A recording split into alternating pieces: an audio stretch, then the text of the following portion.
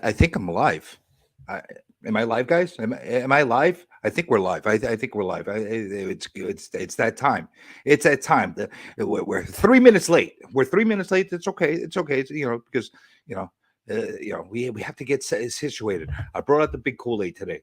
I brought. You ready for this big Comic Tom interview today? Kool-Aid. Oh yeah. He's definitely ready. And I'm going to tell you guys something. This is going to be a really exciting interview. As you know, we're going to be talking to Comic Tom. He's a very influential person in the community, and we're definitely going to get a deep dive and find out who the real Comic Tom is. We're going to talk all kinds of crazy stuff. It's going to be fun.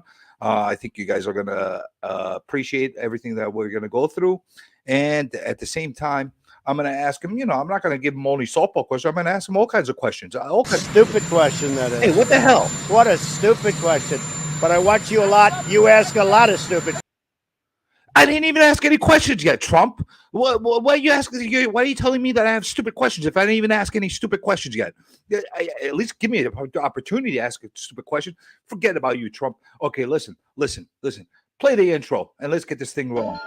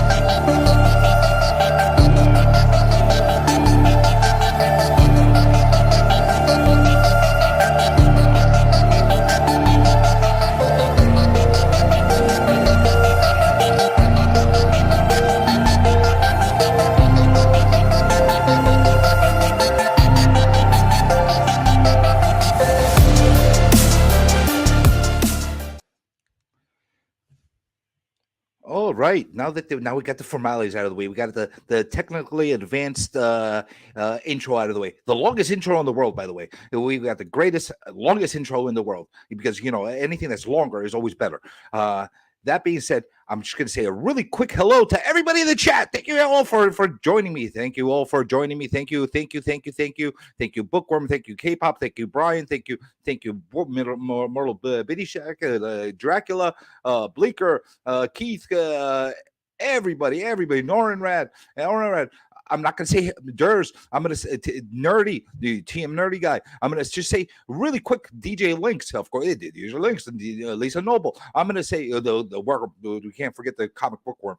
John Stout. We got a whole bunch of hellos. All right, I'm not gonna do one by one hellos. Okay, and just like every single interview, I'm gonna ignore you guys. I'm gonna ignore you guys up until the end when it's question time. Then we're gonna answer your question. But I'll take a quick look at your stuff and maybe we'll answer it during the interview. Maybe we won't. But it is what it is. All right. So without further ado, we're gonna introduce our guest, Comic Tom. And Fire Guy Ryan. I noticed I wasn't in that intro, by the way. We got problems out the gate, right? Wait. What the hell is going on over here? This was a hands-only broadcast. Wait. Am I being trolled by Comic Tom and Fire Guy Ryan? I think you might have been trolled by Bueller and by Thoro and by Swaggle Haas. Yeah, quote unquote Swaggle Haas, Wait, hold on a second. Not only am I being trolled with my hands right now, you brought in Fire Guy Ryan and you're double teaming me right now. I don't realize this was going to be a menage a trois. What is this? What is this? It's not. You just gotta, yo. First off, you just gotta let it happen. It may be a bumpy ride at first. Comes into the room out of nowhere. Yeah, you never know. Sometimes you just gotta be ready.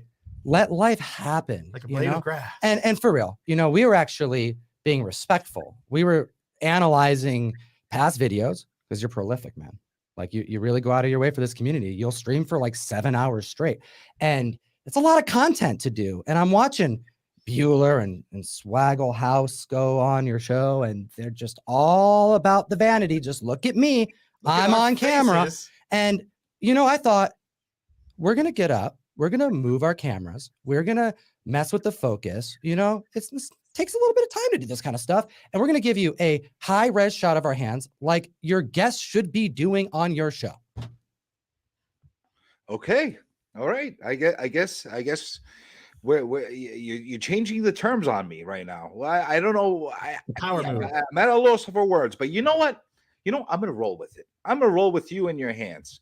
All right. We're gonna roll. It's funny because I thought we were gonna roll with you with your hands, but now we're gonna do this together, and I feel like we've already begun on a really good foot. Or hand. Either way. I guess. I guess that's what we're doing right now. Okay. All right. Well, we're here for you. We're here for the comic fan. Wait, hold on. What do you got over there? What's that little red thing that you have on the table? Hey, do you like it when people talk about what's in your hands? Okay, I'm sorry. It's cool. I was just like, hey, it's cool. I wanted to talk to you about this. I've never seen such a large. Is it the Kool-Aid Man? I believe Kool-Aid person. The Kool-Aid person. I have never seen it that large, and you're just gonna not address it? Well, yeah, I brought up the large, but I'm not bringing it up because I think that would be impolite. So I'm just, please, just keep. We're here. We're here for you. I brought out the big guy for you. I brought the big guy for you, even though you came at arms with me. But I brought the big guy for you. This is different. Do you have to put Kool-Aid in him every time, or is it empty? Do you have to bring your own Kool-Aid? Oh, you don't want to know what he's filled with. If you tip him off. That's a story for the Insomniac Theater. This is prime time PG time, so we're going to basically avoid that topic. Some things we can't talk about here on the primetime show because maybe a little child is going to be watching. So we got to be very careful. So I appreciate that. Full of Kool-Aid. Maybe we could get the comic Tom to curse by the end of this stream. I've never heard you say any kind of cuss word. Maybe we could get you to say something by the end of the stream. You gotta swear, and you gotta grab the plate and just break it and say, "Dang, something, dang, got it." See, swear like an old man, or a real swear word. Well, maybe I could use my Greek background to influence you to start breaking plates. So maybe I could. Hey, that's cool. Oh, buddy, that's good. So, this is going fantastic. Just so you know. I'm having a blast. I hope everybody here is having a blast. I would appreciate if you hit a like on this because comic books and it's a great time. I'm having a lovely time. Oh, believe me, nobody here is for me. They don't like me. They're just here for you. They're gonna go. I got all your stuff in the description. They're gonna go and click on you and do the whole thing. But not now. You can do it after the show. We're going to finish the show, and then you're going to go on to Comic Tom stuff. I have everything in the description. I got his Instagram. I have his webpage. I have his YouTube and whatever the case is. But let's get into this. Let's get into this a little bit. Just a little bit. Let's get into it. We all know your background, somewhat. You come from a legacy family. You're a second generation comic guy. You're not a first generation like a lot of the amateurs over here. You're a second generation. Your dad was in the business. You guys came from Buffalo, right? You went over to Seattle. Am I getting it right so far? You've done your research. That's a lot. That's good. A little very bit. Accurate, astute. A little bit. I know a thing or two about a thing or two, but that's basically. I like the fact that you're from Buffalo because I'm a New Yorker. So you're a New Yorker? Yeah, of course. What part of New York are you from? I'm part of. I live in Astoria right now. So. Oh my goodness. I grew up in the city. Nerdy's from Buffalo. Yeah, which is where I'm from as well. There's a lot of New Yorkers. A lot of us East Not Coasters enjoy comics. Not Ryan though. No, not Ryan. Not Ryan. Ryan, you sabotaged me. You just jumped into this stream. You're not going to get paid any. I'm not giving you pay. What is this? I'm not going to pay you an extra. That's it. Everybody knows I paid Comic Tom to get on here, so we're not going to pay you an extra. So that's fair. Too bad. You get free publicity. Okay. I'll take it. Yeah, they'll take the free publicity. You had no idea you're going to be on the show. A lot of hand stuff. I made you do it. I said, "Damn it, Ryan, I need you here." But yes, I am. I like how you put that legacy. No, Like, you are yeah, you are a legacy guy. exactly. I'm the Barry Allen to his Jay Garrick. So he said that's pretty funny. Yeah, no, it's very true. It's strange because when I think about it, it's just it's not as special as I know it is, because most people don't have as much connection to this industry as I was born into, and comics were just always around and in my face and in my hands, and being read to me, and being at comic stores, and hunting and bagging and boarding, and but then also everything that surrounds geekdom, from Magic the Gathering, D&D. The big Star Trek cutout that was in your guys' living room or kitchen or whatever it was. Yeah, Sir Patrick Stewart, Captain Picard, posters of, just everything. The Enterprise. Your dad had the beads, the hippie beads, didn't he? Oh, he did. He was always Instead of burning a door? Champa, Oh, and to this day, he'll be lighting Champa off in their house, and it's like, Dad, it's like smoke. Like, I like incense, but you can only burn so much incense because like it'll stain your walls. like a college dorm room in here. Exactly. So I grew up with a dad who was like a total hippie, and his friends were in this band. And, I just thought of this because you brought it up. I happen to have this on the set, but it's so like in the distance, you can't really see it. But this right here is, have you ever seen this? Like, it's been on the set this whole time. Let's make you big for a second so you can show off your thing, because unlike my other guests that show their faces, now we got only your hands. So then now we got to show you off a little bit. So this right here is an album called Less Than Art, like less than, like a less than, greater than art. And there's 3 gentlemen on this album cover, and it's called Ookla the Mock. And my dad was in this band. He was the drummer. And I'll read some of the names of the songs on here. And if anyone's interested, you can check them out on Spotify. But number 1, which is literally called Number 1, is about number 1 on the Enterprise. It's about how there's no bathroom you ever see in Star Trek. And what you find out is that there actually is no bathroom on the Enterprise, and you have to hold it. And that's why everyone gets like super long beards and they grow their hair out, and it's like they're about to burst. Like, it's a funny joke about bathrooms on the Enterprise. It taught me things like the NCC 1701D, the name of the Enterprise, et cetera, et cetera. The second title track is Arthur Curry, which is Aquaman. So like that's a whole song about why Aquaman is awesome. Before Aquaman was awesome. So I grew up with this, like, as an 8-year-old kid defending Aquaman. And that's not something that people typically experience, This plate. There's a You song. don't necessarily have a lot of Aquaman advocates out there. Exactly. Well, I mean, now you do, Jason Momoa killing it. A few more People, than before. you see the meme, he's like, Aquaman, that's my favorite. Like, that's Correct. that was never happening when I was 8, but like, you know what? I was around family who were just like, they were geeks, and it was cool. We watched, we had this day every week. It was Thursday. It was called Sea Flash. It was Chinese food and superheroes. That's what I did growing up. Well, I'm learning about you right now. Right. So it's like comic books were always a thing. And I started helping my dad when I was a teenager because my mom had lost her job and he had purchased a really, really big collection. It was an entire store. And he was going to like try to grow it as like a side hustle and, just but like be a stay-at-home dad and do all the work of like raising everybody and all my sisters, etc. And then it turned into, oh snap, mom's got to like go and hustle to find a new job because she's like a CEO level type of executive. And you don't always like find a job really quick when you're at that level. And she didn't. And my dad had to pay the bills. So what we did is it turned into, it's a side hustle to, we need to pay the mortgage. Like 13-year-old Tom waking up at 5 a.m. to pack up lawn boxes in the back of our Suburban to drive to a nearby mall to make $1,000 that day because we had to do it.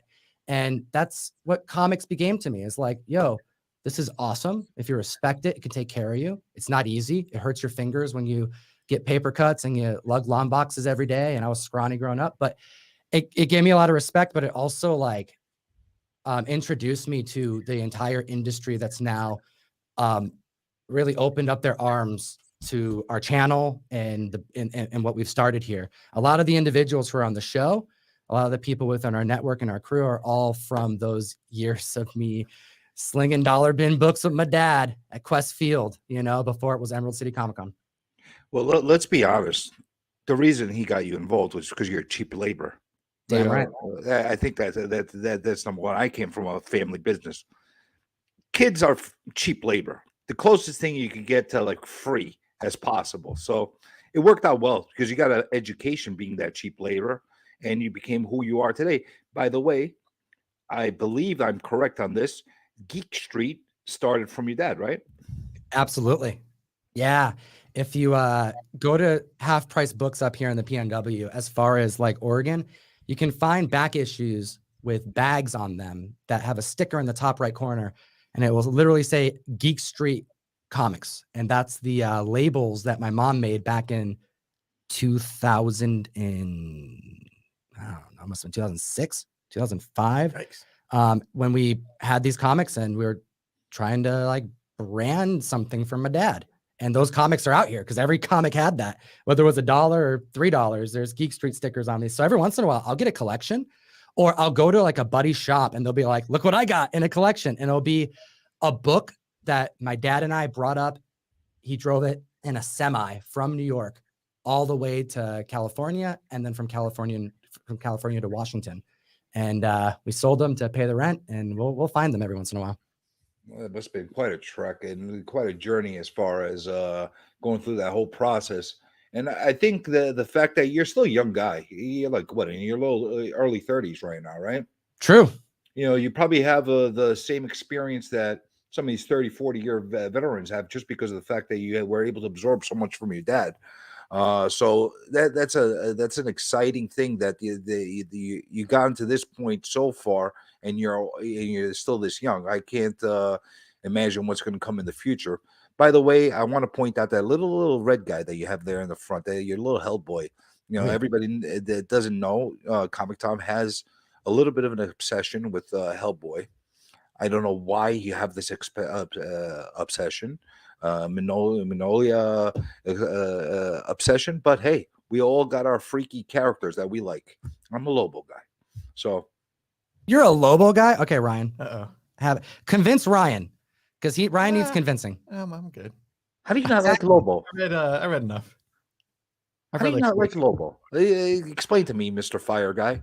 Eh, Well, what do you like? What do you like? Your Ryan weird doesn't like indie stuff. anything. Tell me about your weird indie stuff. You don't like Lobo? I like this little guy. Ryan's main complaint about comic books is that there's just not enough nudity in them. I need more nudity. That's Yep. correct. He's like, you know what? I like this, but Swamp Thing? Come on. what's going on? What's his genitalia like? It's the real question. That's Hard the real hitting. No, nobody's answered it. You It's, know? James Alan Gunn Moore- is.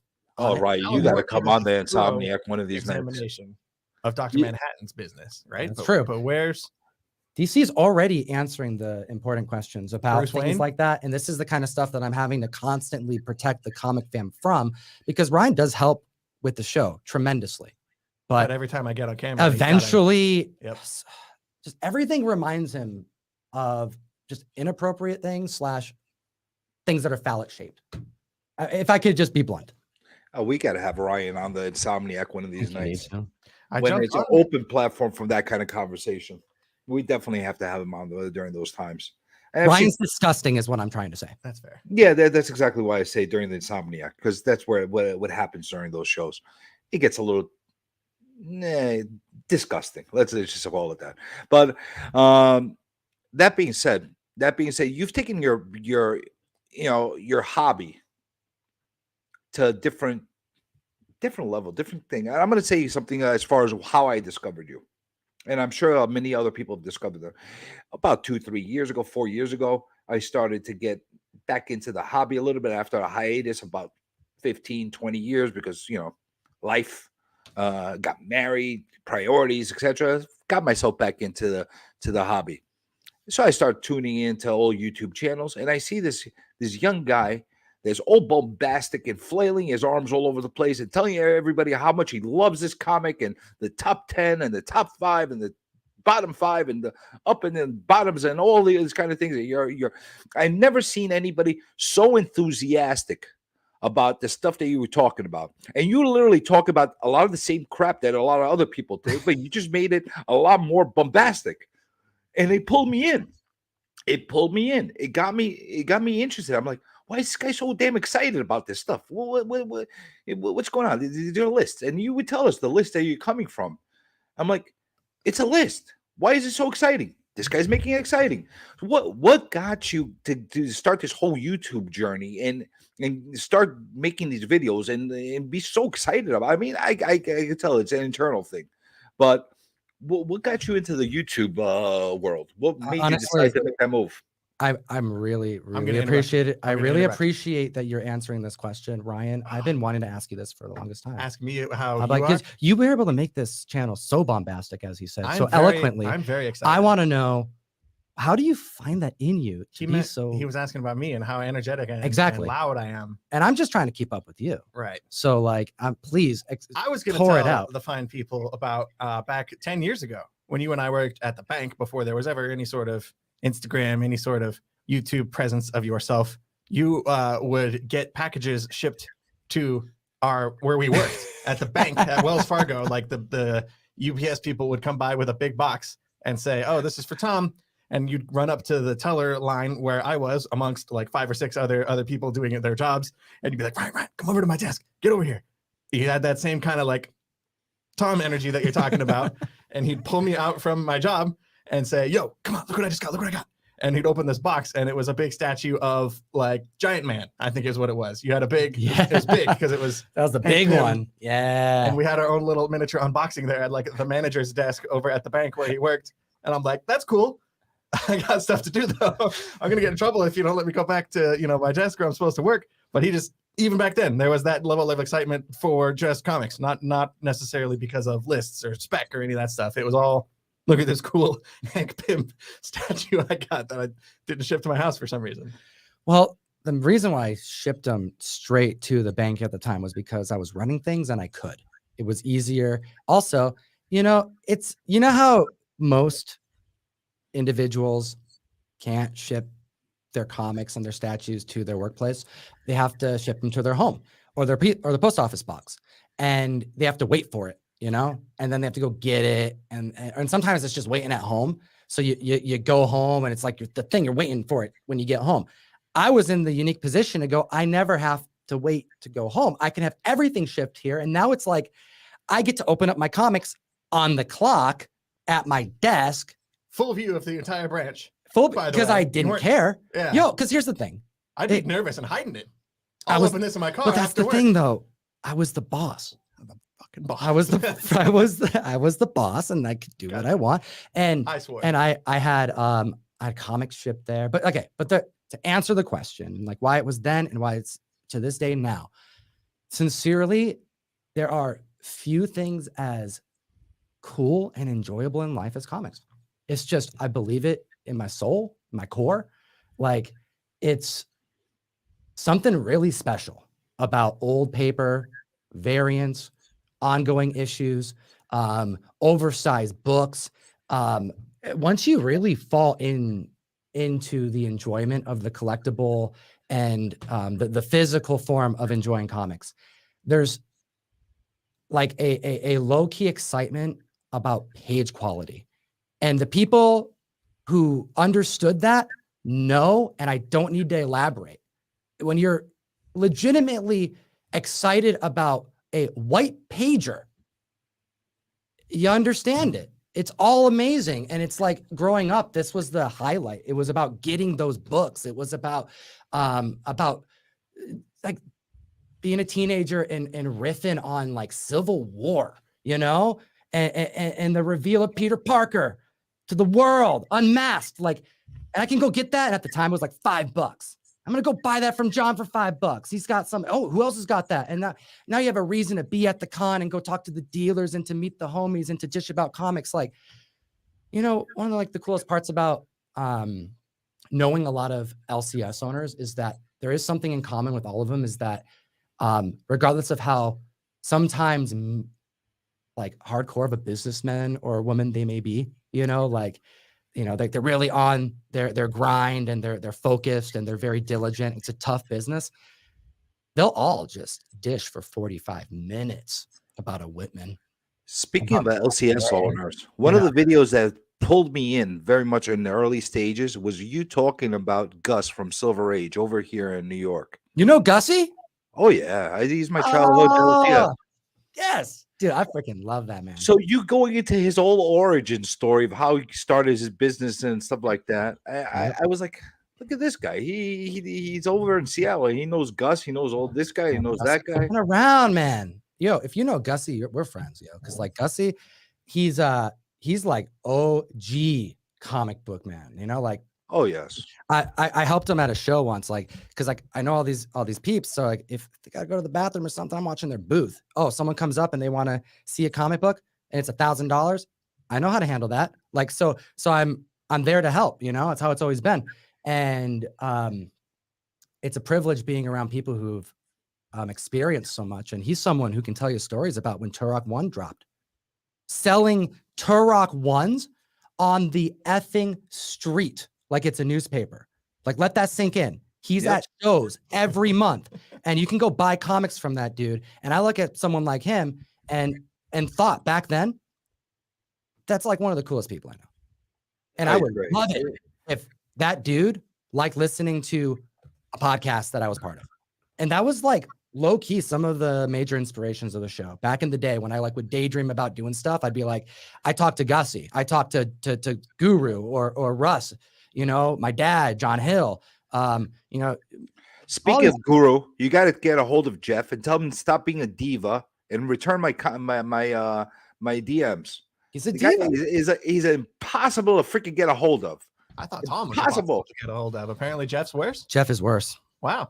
I can't even get a hold of Jeff. I haven't talked to Jeff in 3 days. Mr. Gold Age Guru, man. Return my DM, damn you. Tell me get lost at least. I'm gonna call him. We should.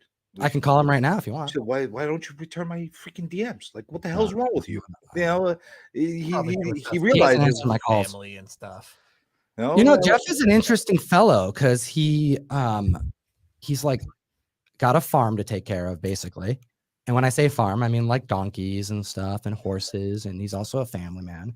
And somehow, within all of this, he's the golden age guru. So he's tough to get a hold of. But keep on trying. I'll make sure to let him know that, you know, Block that guy. yeah. He is Mr. Impossible. He is the hardest person. People think that you might be hard. You're not hard. You're actually very welcoming to DMs. Maybe it'll take a while to get back, but you actually answer everything and that kind of thing. Freaking Jeff, he ignores the shit out of you. So I'm gonna get you, Guru. Well, sooner or later, I'm gonna get you on the show, one way or another. I'll get a hold of you. But that being said, I know that you have that enthusiasm, but what triggered you? What actually triggered you and made you make that switch from being just really, really excited about the hobby, about possibly, you know, being investing in the hobby, et cetera, to actually starting, you know, YouTube stuff, to do Instagram stuff? Is it that you wanted to be YouTube famous, or is it something that, you know, like you just felt like you needed a mega, you know, just to scream off the rooftops and talk about your stuff? What was it? Do you remember what I told you, Ryan, when we first started about subscribers and such? No, lay it on me. You really don't remember about like remember amount what I of did individuals and what we were like what the goals were like early on? Because like I remember having a meeting with you early on when you decided you would be like down to do videos with me, and we were like trying to figure some stuff out.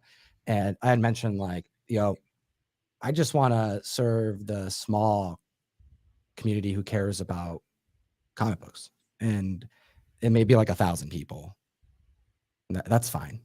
I have no recollection of this. You don't remember any of that? Of course not. So of course, Ryan 5 years ago. forgets. This guy. I don't even forget know. a boring, useless conversation. But basically, the main thing was that I was, you know, you're talking like why I go full time comics, right?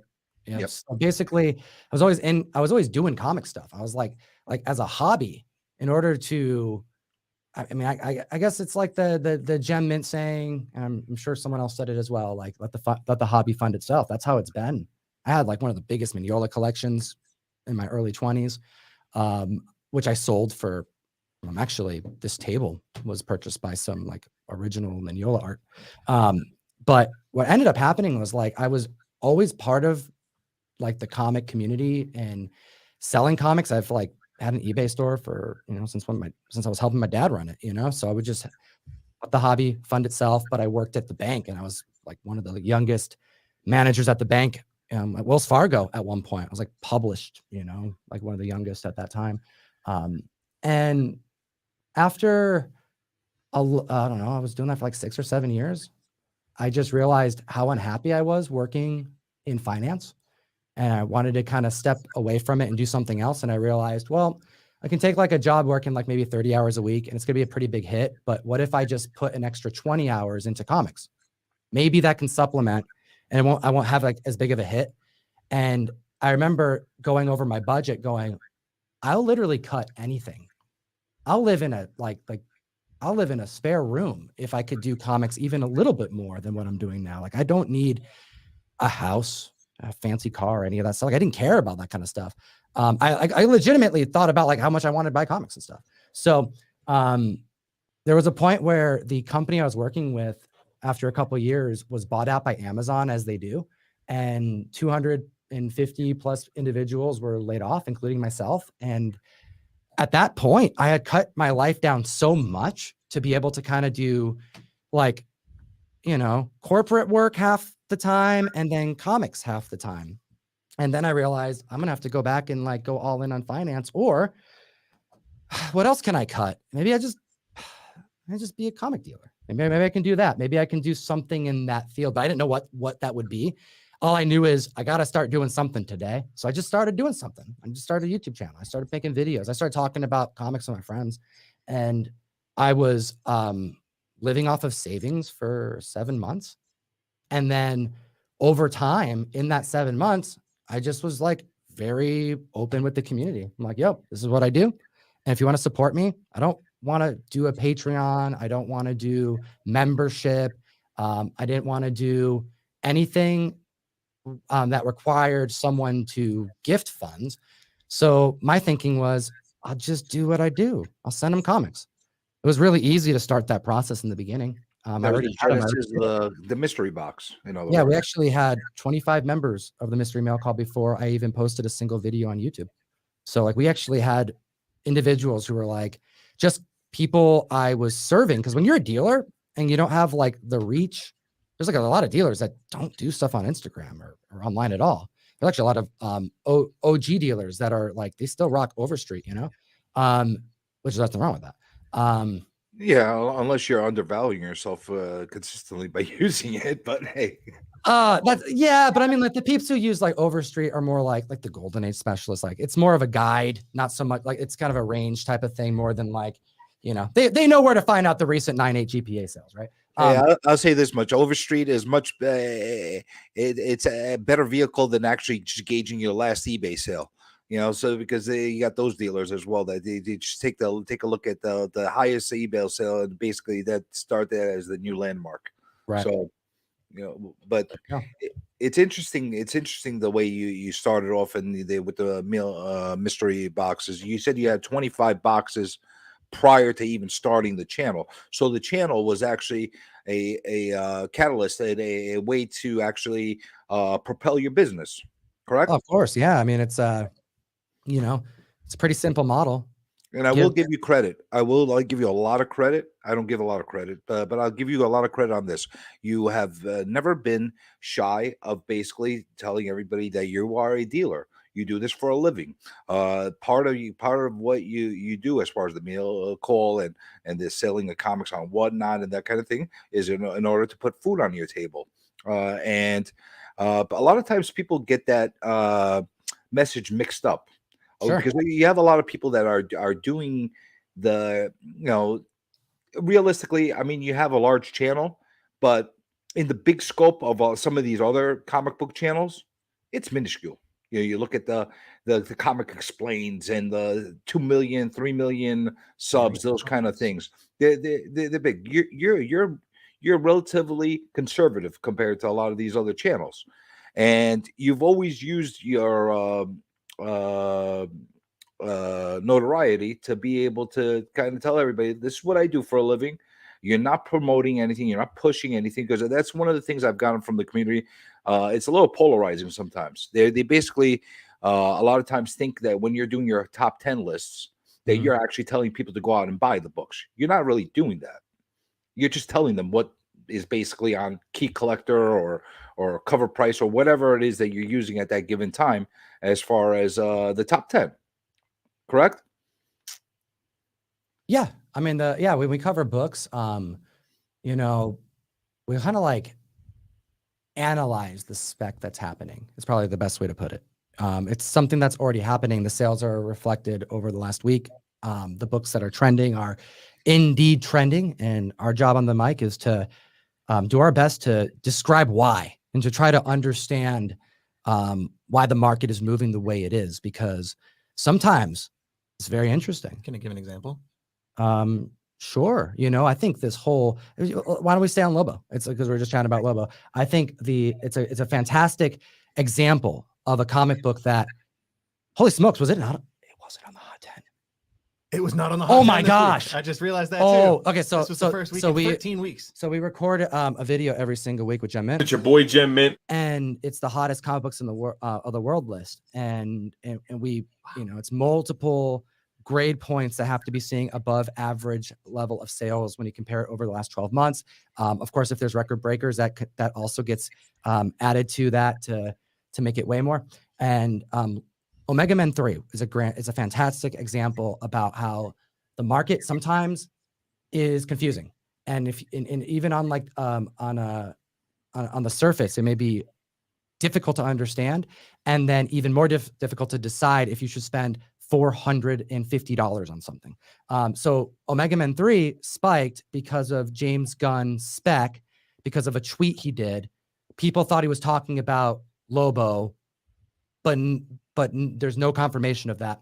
Then Jason Momoa got really excited, which also made people think, oh, it has to be Lobo now, because look at these interviews that happened years ago where he talked about reading comic books and he mentions Lobo because it's one of his favorites. So then the book spiked even more, but then James Gunn did another announcement and there was a full slate and Lobo nowhere to be found. So, but the book is still selling and it's still hot. So why? So many points in that someone would, you know, ask the question, and we covered that week over week over week to the point where the book didn't actually make it on the Hot 10 this week. And Ryan and I just realized that in the moment, like, and that moment of, oh, wow, what's going on?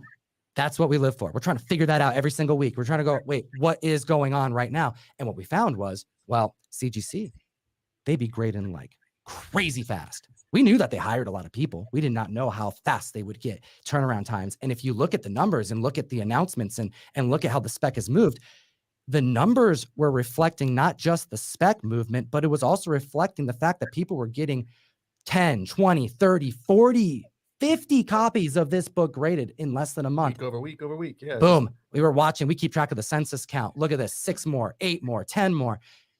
And then also we see an increase of copies sold. People got them and sold them, got them and sold. So we're here to assess, but also to, you know, do our best when we feel confident to provide a word of caution.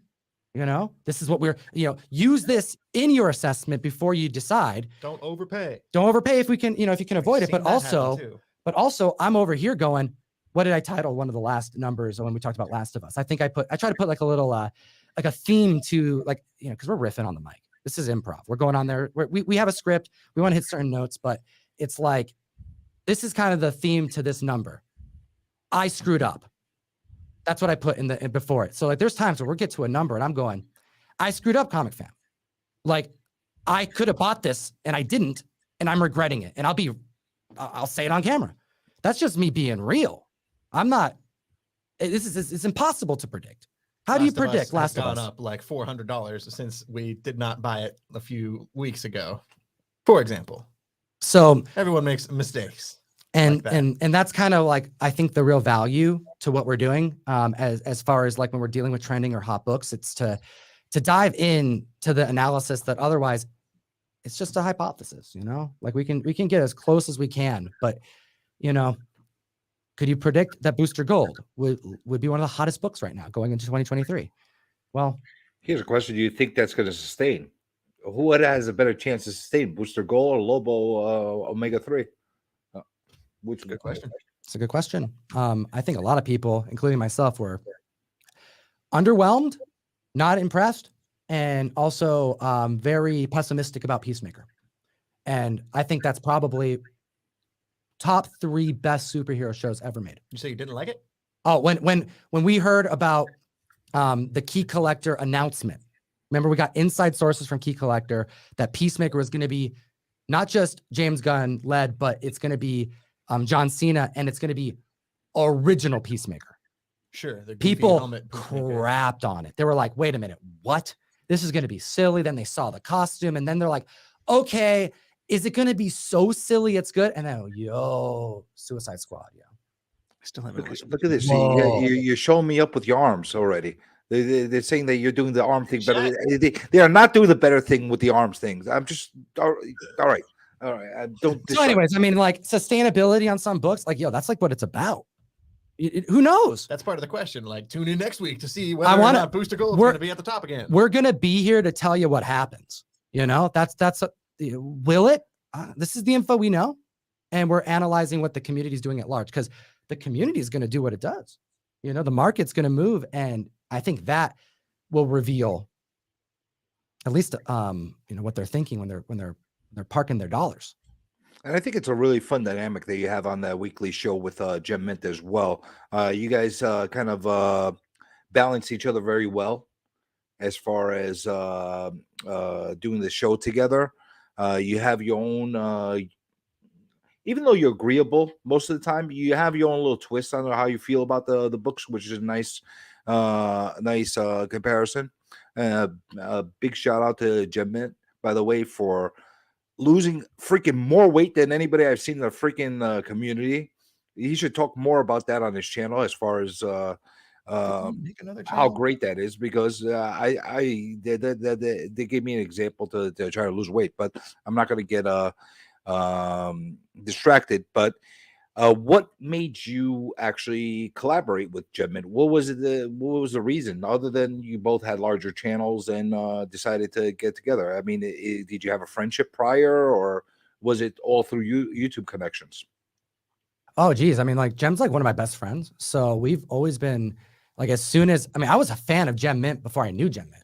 You know, I showed his channel, Variant Comics, Comic Storian, Comics Explained, Comic Drake, Comic Tropes. who's also Washingtonian. Shout Dude's out. freaking dope and smart as hell, and everyone should watch him. All these peeps, like, I was fans of them, and I showed these channels to Russ and to Ryan, who were the first 2 people on the show. And then when Guru joined in within a year, I told him, like, yo, you got to watch all these people. I want you to see the high level production and effort that's going into these productions, because I want to do something that's a little different, but they figured out a way to do it. And each of them bring different value, but they're serving largely the same community. And we have a community within all of that in comics. So Variant Comics, Eris Quinones is also one of my best friends. Gem Mint, same thing. It just kind of happened because we would do content. I met them via interview / in person at one point. And then, we live a very similar life in that we're making content. We're serving a lot of the same community members. And Guys both got lots of tattoos. we do bond over our tattoos. We talk about which tattoos we're going to get. We talk each other out of getting tattoos. Ask them about Charlie Brown. I don't know. Just ask him. Okay. That's weird. I'm just totally kidding. Do not ask him. I just made that up. And everyone's gonna be like, Charlie Brown, what the Tom hell? saying about Charlie Brown. But no, he had me on a show once, and I was just so excited. I was so nervous. Did a show, it was fun. And then after that, did a couple of videos together. It was fun. And what happened is the Hot 10 came out. Like, I got a call from Nick Colonies, and he's the owner and creator of Key Collector Comics. And he's like, yo, dude, I got this freaking list that I'm putting together, and I think it's going to be good. I think they're going to really like it.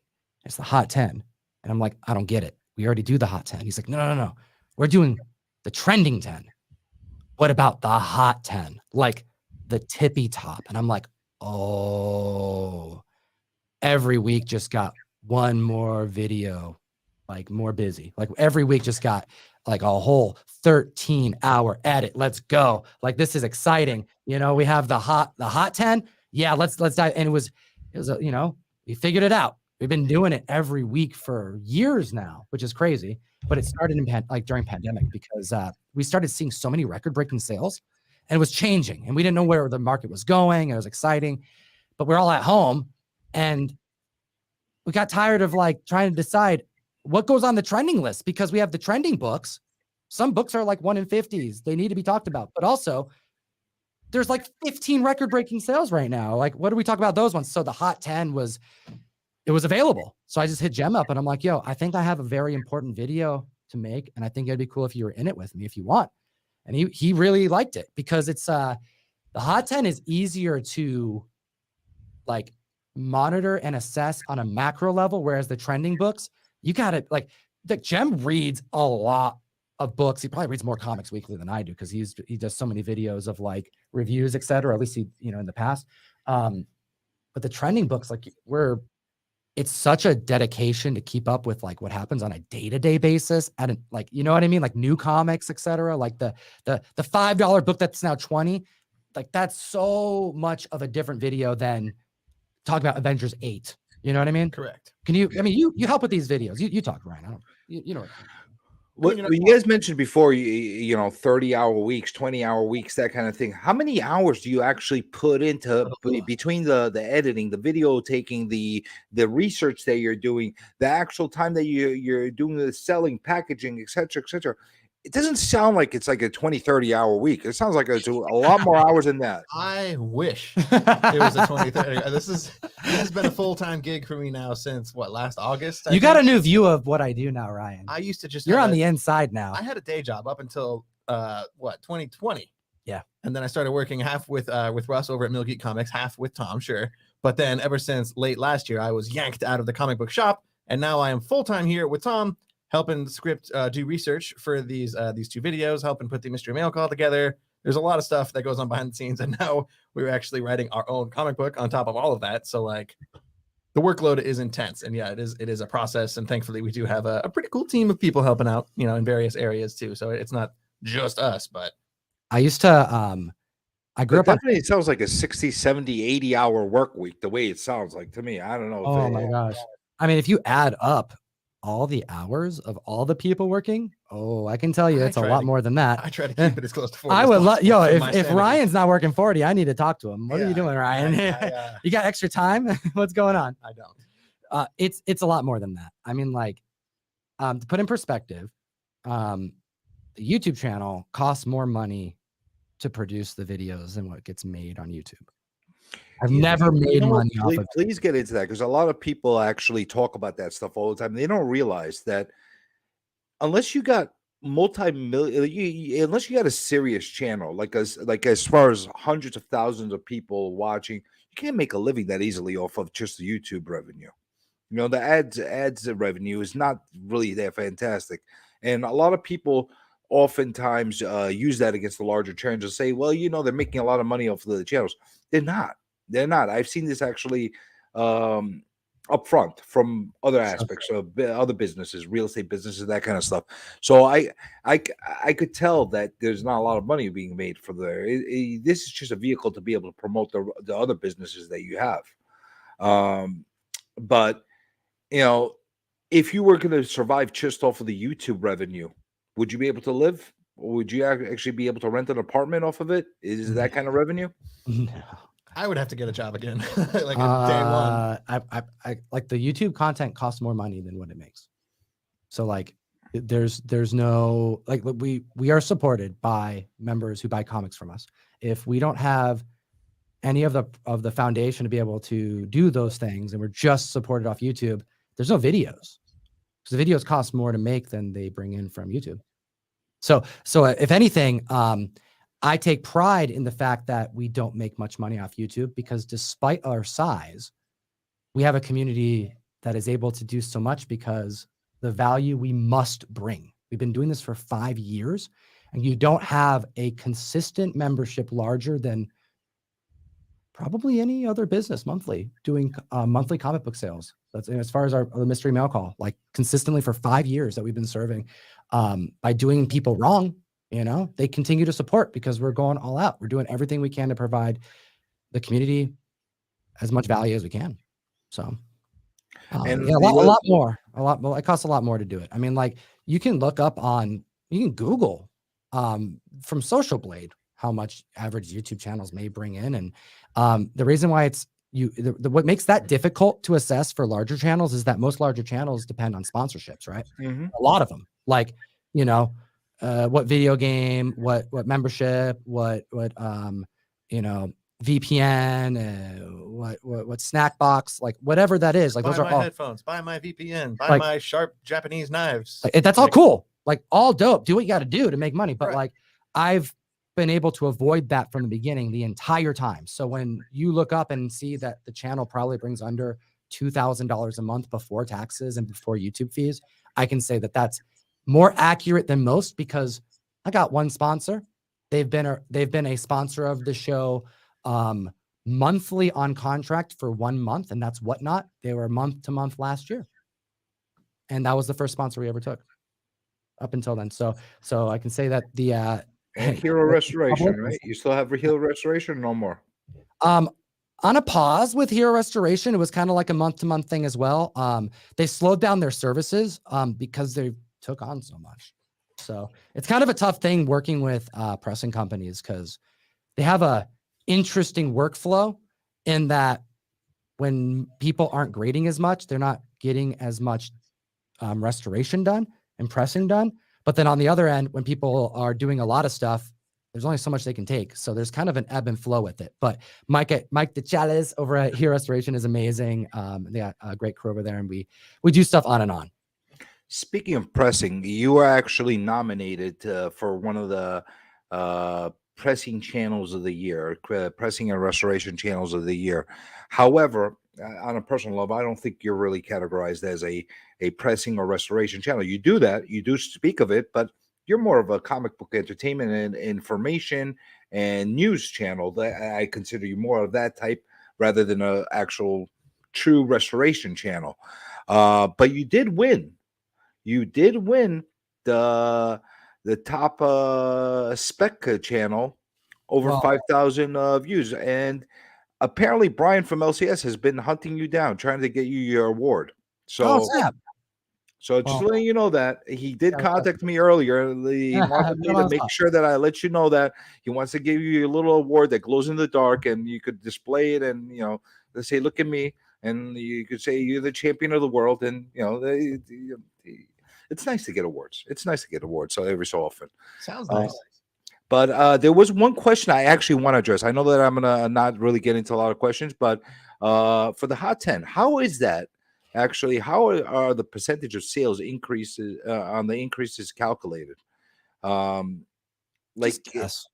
Mostly just guessing, like Yeah, of course. you have average, medium, and range, and we just kind of like We just make up numbers. Is that what you mean? Pull it out of nowhere? That no. can't be Wait. you're What was the saying. question? Is like, what is the where are the numbers? How are they? yeah. compiled? In other words, a lot of times you'll state the percentage increases. And, Oh, okay. So when we're talking about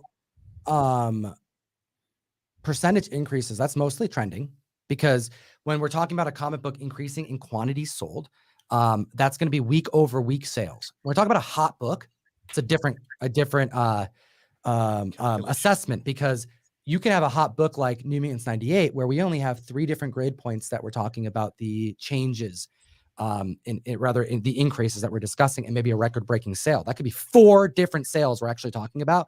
Maybe there's more than one. Sometimes there's 6, sometimes there's 7, but it only takes 3 because if you have 3 sales where it matches or increases, that's huge because that puts it in a different ballpark than any other key that week as far as interest goes, which is why also we see a lot of the same repeat offenders, like a lot of the same books make the list. So when we're talking about the trending list though, what's going on eBay? This book sold 5 copies last week. And then this week it sold 45.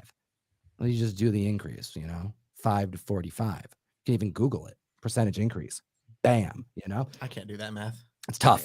It's and tough. that seems like it seems like a task you gotta have a researcher just doing that in itself. Well, what's nice is that Key Collector Comics does all the work. That's true. Use code Tom101, baby. Go check out Key Collector. All that info is on there already. Yeah, I mean, one thing that we do is we go through and we actually help. Like if there's anything that we want to add to it, we find something out. We're Nick Colonies is another one of my really dear friends. Yeah, we love dishing about comics and figuring out this marketplace together. So, No, I know And you're as a far major as the- advocate. But as far as average sales on the hot 10, which I think is the actual question, a lot of the hot 10 numbers you can find on GPA. Like Mhm. seldomly you're going to see a private sale. When you do, it's because it's been vetted by Key Collector. And I know that there's, he's not just like pulling out random private sales. There's a lot of people who provide him data, I'm sure. But when it's proven and there's, resources used, sometimes we'll see private sales. Why Key Collector Comics is awesome. But it's just the percentage increase. You can see what the 12-month is versus the new sales. And then that right there tells you a percentage. And A that's lot what of gets reported. statistics, a lot of charts, a lot of graphs, Ryan has a a lot of red graphing arrows, calculator green in his arrows. pocket, Correct. breaking that At out, all times. typing 8008 100 times over. Now I know you're a big advocate of Key Collector. Now that's a very polarized type of app. There's No, some it's people- not. Oh, It's there it not. is. It's not. Well, This is gotcha journalism. Smash the plate. I'm pissed. Just kidding. Well, let's just hit it right in the head. A lot of people say that it manipulates the market. Other people use it as a tool, as it's supposed to be. Because that's all I look at it as a tool. I'm not going to buy stuff just because it says it's a trending, whatever the case is. I tend to tell people don't be a moron and do your own research and that kind of thing. But what do you think? Do you think that in some cases it does manipulate the market? Do you feel that it does affect people's decisions as far as getting deep into FOMO, or do you feel that it's something that is better for people to kind of know what they have in their hands? Because you might have that short box with a bunch of crap that nobody knows about. All of a sudden you see it on the Key Collector, and then all of a sudden you pull it out and say, I'm gonna put this on eBay and actually make some money on it. Are you okay with the fact that they reveal these keys and you have the 2-3 week boost and then all of a sudden it drops down to earth? Is it better or worse? You've been here before the Key Collectors. You've been here before a lot of these apps. Do you feel that they better the market overall, or do you feel that it kind of taints the market? There's a lot of different uses for Key Collector, I think. I know me personally, I've started selling more and more of my runs on our Whatnot channel a lot lately. And up until literally last weekend, I would just grab a set of books and go like, yeah, here's a 6-issue story arc of Spider-Man. I'll just put it in and see what it goes for. And then last week I started using Key Collector and being like, I wonder if there's anything actually that happened in this run that I forgot about, because it's been years since I read it. Turns out it's, the first appearance of so-and-so. And if that's the kind of investment purchase somebody wants to make, it's useful information to put in the description.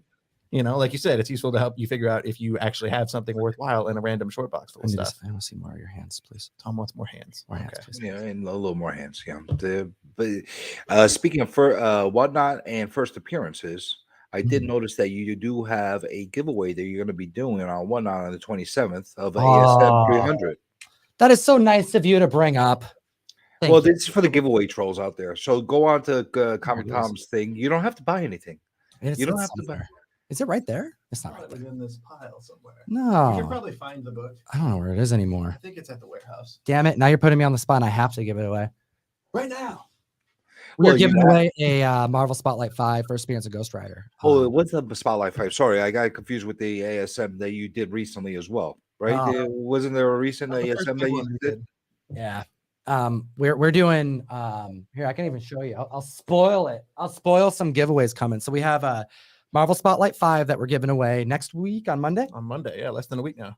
I'm trying to decide between these two books to give away next month, but I'm trying to, do new stuff, trying to bring some people to the app and hook it up, So we got House of Secrets 92, first Swamp Thing, and Werewolf by Night 32, first appearance of Moon Knight, which is, by the way, the very first copy. Like, I've owned House of Secrets 92 before. No big deal. And in this grade, not so much, but I have owned this book before. I've also found this book on the hunt in a quarter bin. Not kidding you. Like, multiple copies of it. It was a pretty cool experience.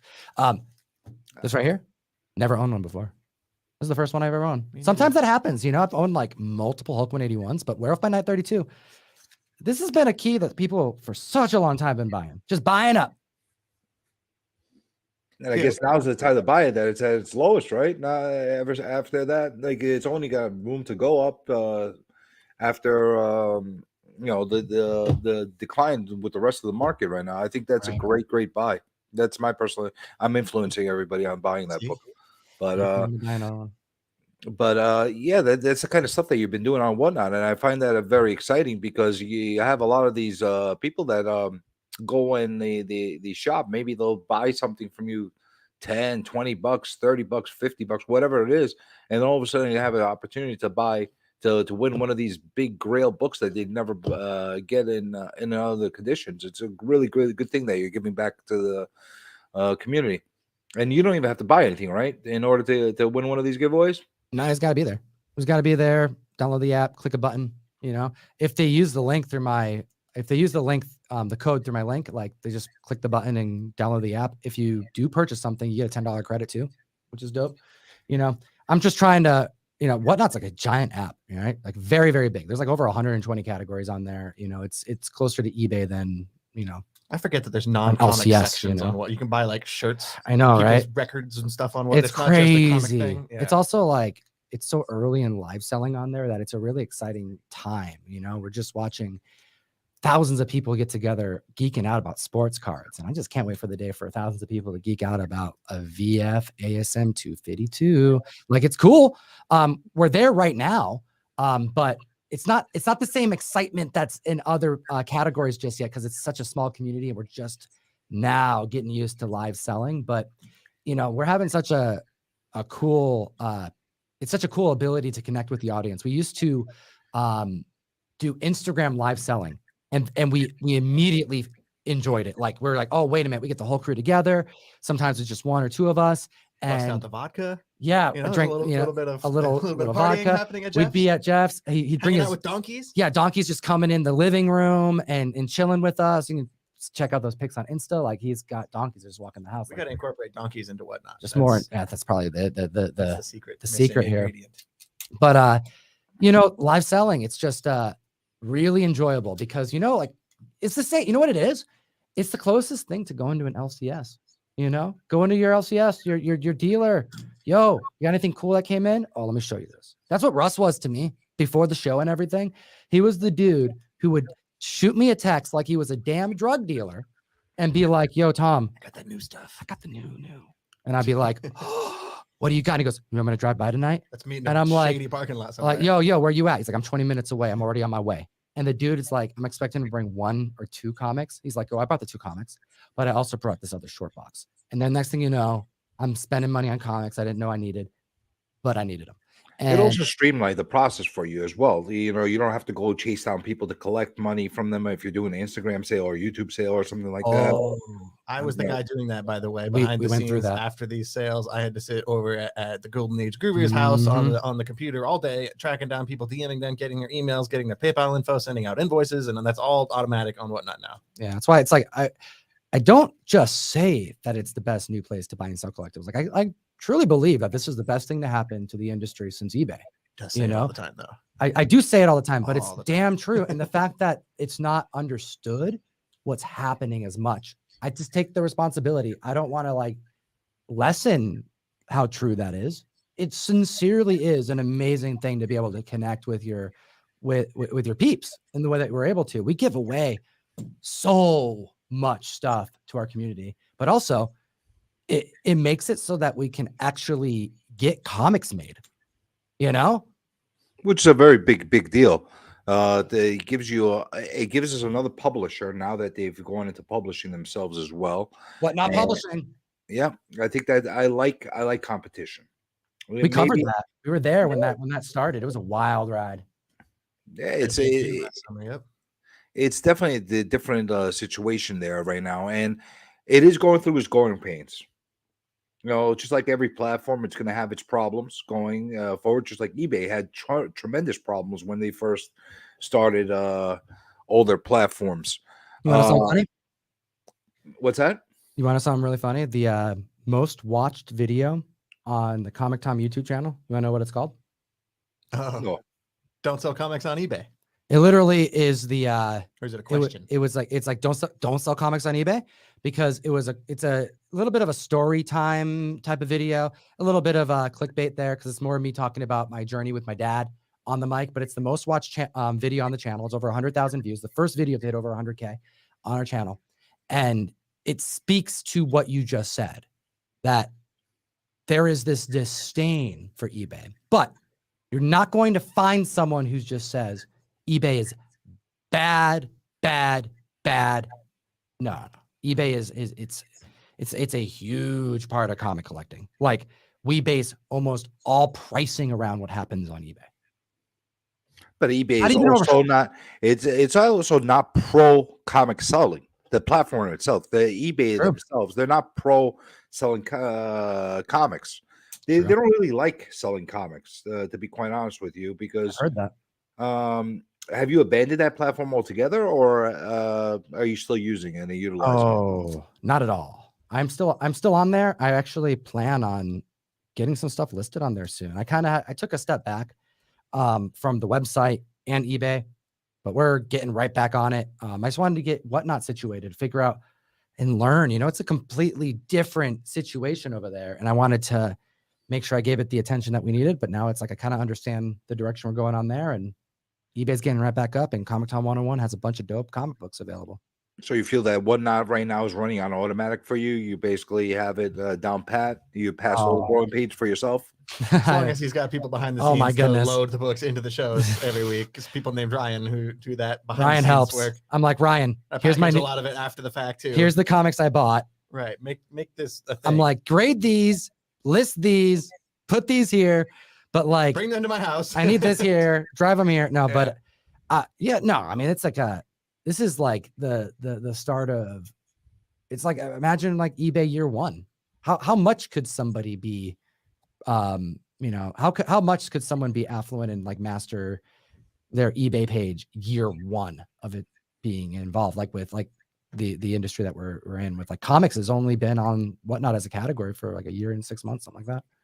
So it's in its infancy. You just recently were able to increase the quantity of your listings. Every time I go in there to do work in the Whatnot app, something's new. changed, something's up. It's like Facebook. You go Yeah. in and they're like, hey, everything's different now for no reason. Yeah, which is also why I think there's a lot of disconnect with people's understanding of live selling, because they associate live selling with Whatnot, but it's not necessarily Well, a part of version the of live disconnect, selling. part of the disconnect is I believe that you have a lot of people that are a little disgruntled because of the fact that not all sellers are created equal. There's a lot of, just like you have a lot of great sellers, just like on eBay and other platforms, you have people that are reputable. They do the right job. They do the right thing. And then you have other ones that are basically not doing the right thing, and they're kind of screwing the public. So for some reason, people love to yell about the people that they got screwed by, but they never talk about the good experience that they have. You're So getting screwed. That's not good. You got to have a certain vibe for doing live selling. I can't do it. I've tried doing shows. You by do a really myself. good job, Ryan. I'm What are you good- talking like about? right now, I'm good when I have someone to banter with, but if it's just me on camera by myself, it's boring, it's lame. You got to have the Tom level of energy and excitement. What is this Tom level of energy? You should Yo. patent it. It's a thing. Yeah, first of all, you need to teach a class about flailing your arms around and just getting the pictures of your voice in certain places where they need to be, where you get people's attention. There's a certain science to being Tom. I'm trying to learn. From the Tom. When are we going to go past the 101? By the way, I think we're well beyond the introductory level. Are we going to be going to 102 or master's classes soon? I want to go backwards. I want to go backwards. 101 forever. I know. Kindergarten. I really think that I probably made a mistake in the 5 years that we've been doing this, and I probably have neglected to pay attention to the 101. I think that's probably something I regret doing, to be honest, and I want to get back to. I think this is a growing community, and it's in desperate need of new individuals being part of it. Just constant streams of people being introduced to the medium. If publishers can't bring people in, The freaking movies can't bring people in. see what I'm saying? Like, Who is? then who's doing that? And I think that there's just so much opportunity that I get caught up in the stuff that's probably not even 101. It's probably too much GPA sometimes. You know, it's probably too much on that side. And I should be going back to the root of things and talking about the recent 25-cent bin I went through.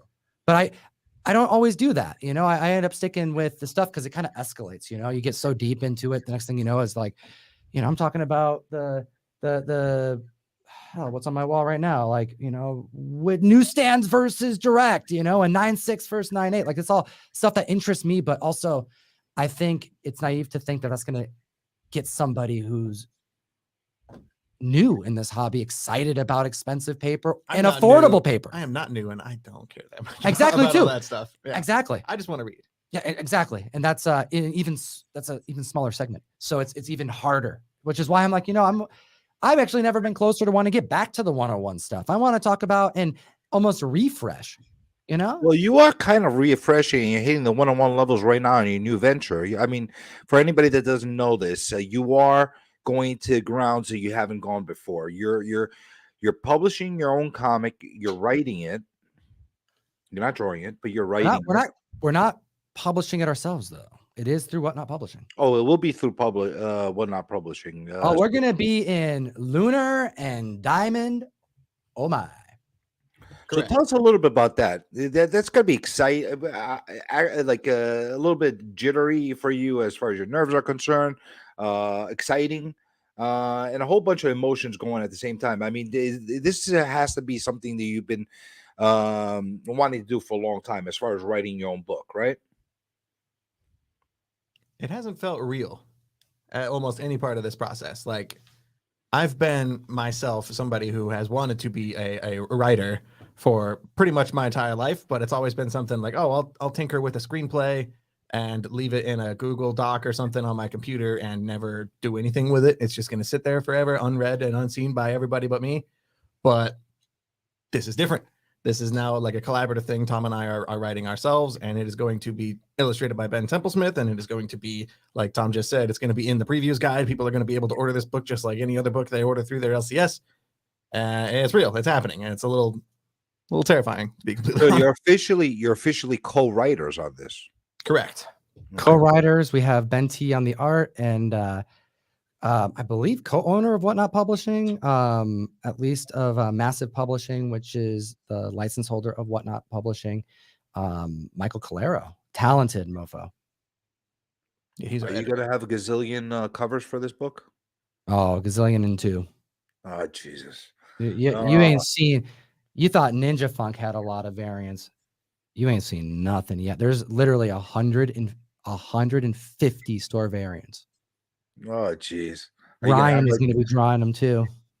Are you gonna have? I'm kidding. There's not. Actually, we have no. Honestly, I'm totally kidding, and I mean no disrespect because I freaking love everything JPG is doing.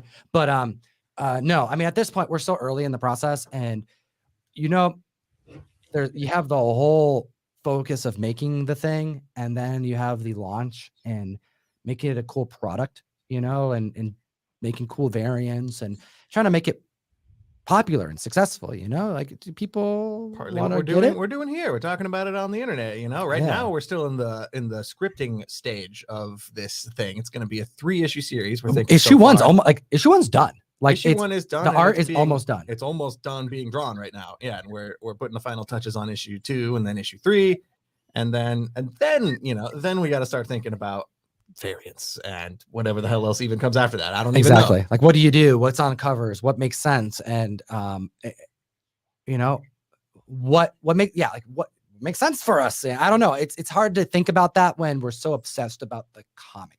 We want to make sure that the comic is dope. We want to do this right. We're working with a good horror comic. Yeah, horror sci-fi, you know. And when are we projecting for issue 1 to come out? June, July, right around there. Hopefully in time for San Diego is what I'm hoping. It may be New York though, to be honest. So you haven't gotten into the details of the quality of the book, variants, or anything like that yet. You're just looking as far as the writing, the artwork, the layouts, and everything like that. As far as Whatnot's quality of paper, I did pick up a couple of different variants that were from their exclusive so far. I got that Ninja Funk that Bueller did. I got the Nerdy Girl one as well. The quality of the books are good. Mm-hmm. They're good quality books. Um, are they going to continue the same way? Are you going to keep using that same format? It's almost Sure, it's hope so. it's closer to the image quality books that rather than the Marvel quality of books, which I like a lot. Yeah, Uh, absolutely. Marvel current paper quality is very depressing right now. And yeah, I agree. I've been getting all of the Whatnot books so far, and I have not had any issues or complaints with like the actual physical quality of the product itself. So yeah, I hadn't even thought of that. I hope we get good paper on our book. Yeah, I mean, whatever. After the ruckus that happened last year with like shortage of paper, I look at that whole thing a little bit differently. I used to be kind of a paper snob about it, always like complaining about damages, etc. But then when you don't have paper, woo, DC though, DC Comics, DC and Image, they had never once had any like dip in paper quality the same way that like Marvel and like for me like Dynamite. I No, feel like I'm sorry. Dynamite is super crinkly. well, I'm talking like when you have a paper deficit and you can't print paper because there's no paper that exists. Yeah, but that didn't stop DC at all. Well, Or sure DC. it did. There was, I mean, look at Image. They stopped second printings altogether because they Oh, couldn't sure. keep up with. But like with comics, printing. they did print. We're Sure. not Okay, yes, flimsy I or, mean, like tissue paper. Yeah, I mean, like Marvel. I'm just saying there are some publishers who couldn't print at all, and my standard for printing is definitely moved. But as far as like quality, I am betting we're going to be keeping up with quality now that we have paper though. Sure. And I can tell you, Michael Calero is just as obsessed with quality as I am. You know, we want to make sure we have the nicest looking glossy covers. You know. You want to and get how supportive is Whatnot being to you as far as this publication? Are you have they like fully embraced it, or something you did they propose this to you, or did you propose it to Whatnot as far as putting this book together for them with them? I mean, this was already in the works. It's already processed. You know, I was like kind of figuring out what I was going to do. I had chatted with Ben for over a year about it, and he was down to make the comic with me. And we actually went to Ryan and I to Baltimore to cover the launch of Whatnot Publishing. Denver. Denver. Yeah, Baltimore's way later. I did not go to Baltimore. You did not go to that Baltimore. It was Denver. And we saw the excitement, and we got to meet Michael Calero, and we got to meet Kevin Rodatelli, and we, you know, got to like be around the meetings with AKA Mr. Bolo, Jack DeMeo, and they brought it up to us. They're like, hey, we know that you guys are working on a comic with Ben, and we would like you to seriously consider chatting with us about that. And, you know, we got to look at the Whatnot sampler that came out at that con, and we talked about that had little bits of all 4 titles that are currently out right now. We read little samples of Ninja Funk, of Quested, Alpha Betas, and The Exiled, and Tom and I looked at each other and were like, this needs a horror. They need a horror book. This is missing the best genre in storytelling. So what do you think of the book so far? Ninja Funk, Alpha Betas, as far as quality of read for yourself, is it something that you would pick off the rack and LCS and read it on a monthly basis, or is it something that's not for you, Ryan or Tom? Everyone's different. Personally, in my opinion, like I am about ready to drop Amazing Spider-Man, if I'm being 100% honest. So I think everybody and their mother's going to drop Amazing Spider-Man that right there going. But yeah, no, I have not been enjoying that for years, honestly, but I still get it because it's Amazing Spider-Man. However, for me, my personal 2 favorites out of the 4 Ninja Funk, the 4 Whatnot books we've gotten so far, I prefer Alpha Betas, and I actually really liked The Exiled, first issue that just came out, but that's only 1 issue out so far, so still kind of waiting and seeing for me. Yeah, same here. I really enjoy. I mean, Alpha Betas is this really strong book. Funnier than I thought it would be. It's hilarious. Ninja Funk, it's a bias, yo. A little too 90s for my It's taste. a bias. I have such a bias with that book because here's the thing. I couldn't even tell you. Like, I enjoy it so much because I'm reading it and I see a freaking Mark Jeweler ad that's all based in the universe in the center of it. That was clever. I did like that. I'm reading it and I'm recognizing people I know's name as the characters in the book. People I know. And I can hear JPG through these characters, and I'm listening to the music in Ninja Funk. So it's like comics can the goal of just like checking out and enjoying the book, you know, escaping reality, escapism. That's what it's about. And when you're listening to Wolfgang's song at the end, I do like that it has its own soundtrack. You that know, scans click little play, icons isn't in it? the I think book. is what it's called. I don't remember the And titles. it's like, and you get to that ending page, you're like, damn, I just had a really good time reading this. So, I mean, I also enjoy a lot of stuff people don't like, but I also enjoy stuff everyone likes. You know, Ryan, you typically don't like a lot of stuff. I'm typically the one finding the best in stuff. I'm a hater. That's And true. so like I Pessimist. haven't not enjoyed anything that they've done. Everything at Whatnot has been excellent, especially Quested as well. Exiled, excited to see where that's going as well. I think that's actually probably the most promising for option status. Just my 2 cents. I haven't picked that one up yet. I'd like to take a look at it. I'm one of the rare breeds that don't like to criticize before I actually read the book. So I will take a look at it. Ninja Funk wasn't so much my taste, but I'm actually looking forward to the horror, what you're doing, because that's more my genre. So Same here. so let's see how diabolical your brain is when we read what's coming out of it, and I want to see who's a little more demented. Is it Ryan or is it Tom as far as what you're putting into that book? You want to tell us just a little bit about what the summary or the storyline is going to be about? Is that going to be me? I think you did it last time. Yeah, I don't want to do it. That's You all wanna you. do it? I'm sick of saying it. All right. So I'm also bad at it. all right. So the tagline is this is like Lost meets Alien. You know, we're trying to focus in on a little bit of a mystery, but also like get some body horror alien stuff going on. You know, this is horror sci-fi. We're following a large community of individuals flying on a huge ship across the universe to go to a new planet, and it's called Crashdown. You know, we're gonna find out what happens on the first couple days after they arrive. Hopefully that was sufficient. You can check out the we have a little bit of a trailer, and basically, you know, what we're trying to do is write something that sticks with you, you know, something that I'm going to add the link to that trailer in the description below as well. I forgot to do that, so I'll add that in there as well. cool. Yeah, it's we got Ben Templesmith. So, you know, a main part of this was I want to flex his art skills as much as possible. He's one of my favorite artists of all time. So I'm a very kid in good a at it. candy store. We can tell him a little bit of a page we wrote today. Let's tell, man. I'm ready. Let's get into it. So like We've one of been- there was a point where we're like, we kind of got into this, like trying to figure out a scene. And then we're like, we got to just kind of refresh ourselves how the scene can go. Let's just pull out some like Ben Templesmith stuff. So I just grabbed some random graphic novels. I don't remember what I grabbed. And one of the scenes was just like, it inspired us and went, oh, you know what we need to do is we need to just table what we're trying to communicate with words and just have him do it in Ben's way. Surrealism, Lovecraft inspired. And all of a sudden we're riffing not in what the dialogue's going to be, but what we think the art could be. And what's going to end up happening is we're going to provide those ingredients to Ben, and he's going to come up with something that's better than anything we could have ever thought of. we basically wrote down 2-page horror nightmare sequence. A character With in the like a book- bunch of ideas, Right. but also Here, Ben, please. Ben. This right here is we're thinking Hit this, this, and but that. the rest is kind of make it good. Make it That's good. why we It's- don't draw. It's like the vibe of it, because like that's been probably one of the biggest learning experiences in this. And like we've already had to pay to, you know, in time and money to like redo art because, hey, this part, it didn't land right and we screwed up. We should have listened to our editor. We thought this would be good. Didn't happen. And you know what? We're going to redo that scene because we want it to hit, and it didn't hit the way. So we're spending that type of that time and effort on a single panel.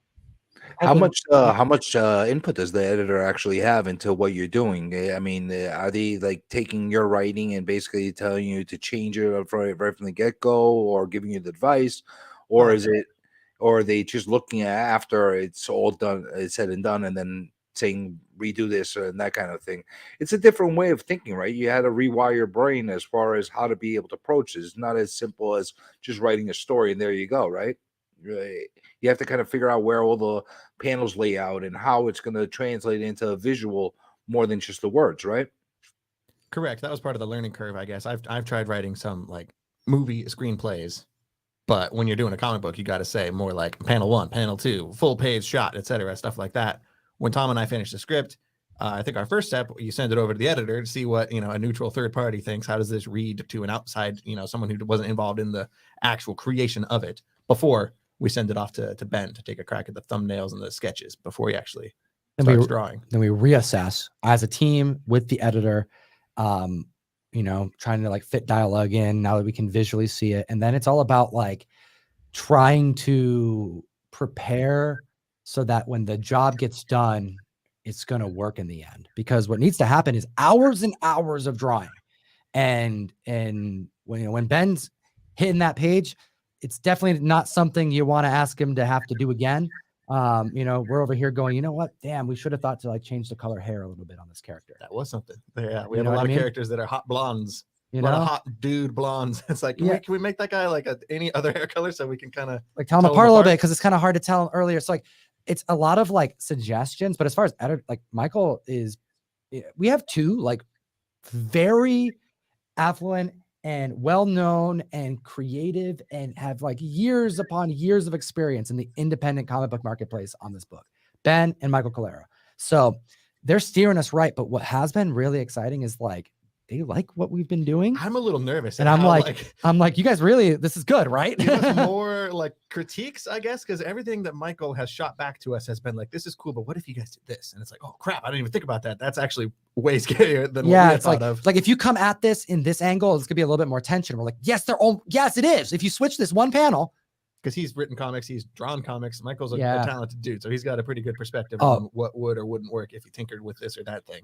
he straight up will go like, oh, here, if we move this over here, and then he'll whip out a quick sketch.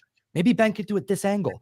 And we're going, oh, snap. Thank I would you. have never thought about that. He's outside of the margins right now. And I love it, So I hope that answers your question. But like we're largely doing this ourselves, and then we're getting such guidance and suggestions that it's making me feel pretty confident. So you got a lot of stake here. I mean, it's a right now.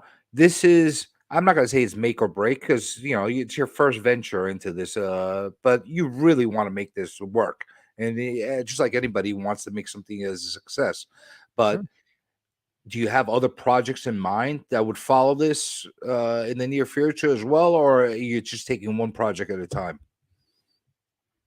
Oh, it's like opening Pandora's box doing this, man. It's a little bit scary. Yeah. Every 'cause time we talk, it's like another idea comes out of it. Like we'll be talking, and all of a sudden we'll say, it'd be really interesting. And I won't even say it. Ryan will just go, yeah, that would be a really good prequel. Like all of a sudden, just Now we got a 0 issue in our brains. Now we got like, hey, I actually asked last week. I was like, can we actually get 4 issues? Is that an option? I'm We're like, running we're, out of room. we're like, oh, damn, because like we're just trying to hit it. So yeah, I mean, We've got it's- ideas it's- for a sequel in mind, a volume 2, certain so much fun. potential future stuff, but also, we've been thinking about maybe doing some other kind of story too. We're really just trying to focus, at least right now, on getting these 3 issues done before we, get too far out over our skis. it's harder than I thought it would be, and I thought it was gonna be pretty hard. And are these books going to go into your mystery boxes? Oh, of Going course, forward? yeah, of course, yeah. I'm gonna get it to my community. It's pretty much a guarantee that every book that you're going to put in there is going to go into one of the mystery boxes. Everyone gets Oh. 5 copies. And Oh that's yeah, the this only is book this that is month. now the new MMC. It's No. it's Crash Down. No, we're gonna definitely incorporate Crash Down the mail call and do some really special things. It's gonna be great because the mail call is a big grind of like pushing the value as much as possible. Like what I'm over here trying to figure out how many plate changes I can convince a publisher to do so I can make lower print books so that when we send it out, people can score.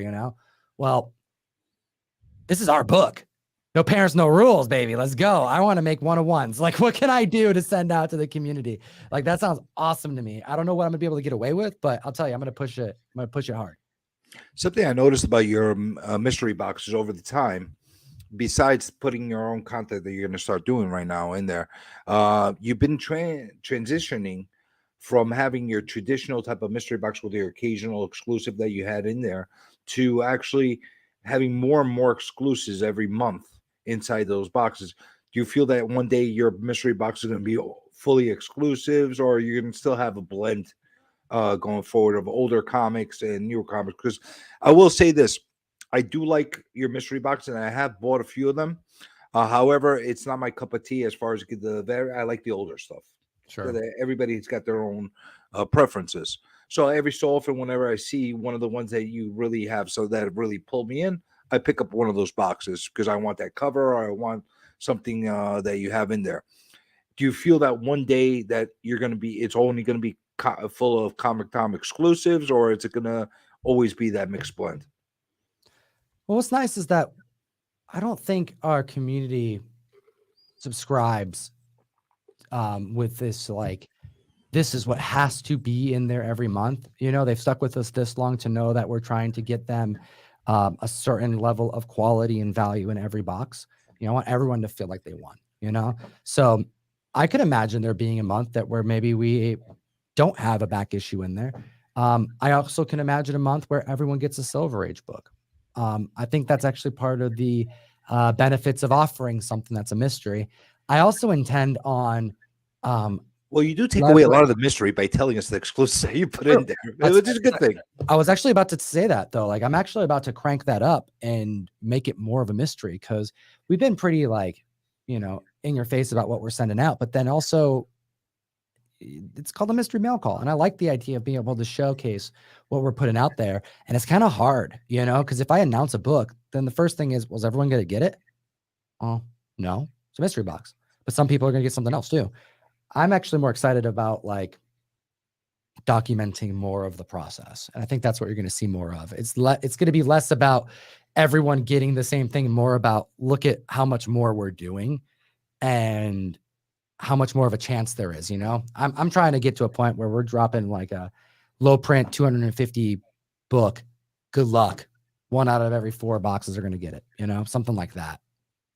And considering how much stuff that you put in there, as far as not only the back issues but the exclusives that you put in, you tend to kept the boxes very affordable compared to some of the other competing boxes that I've seen out there. I'm sure you've seen a lot of the channels that all they do is open up mystery boxes and kind of thing.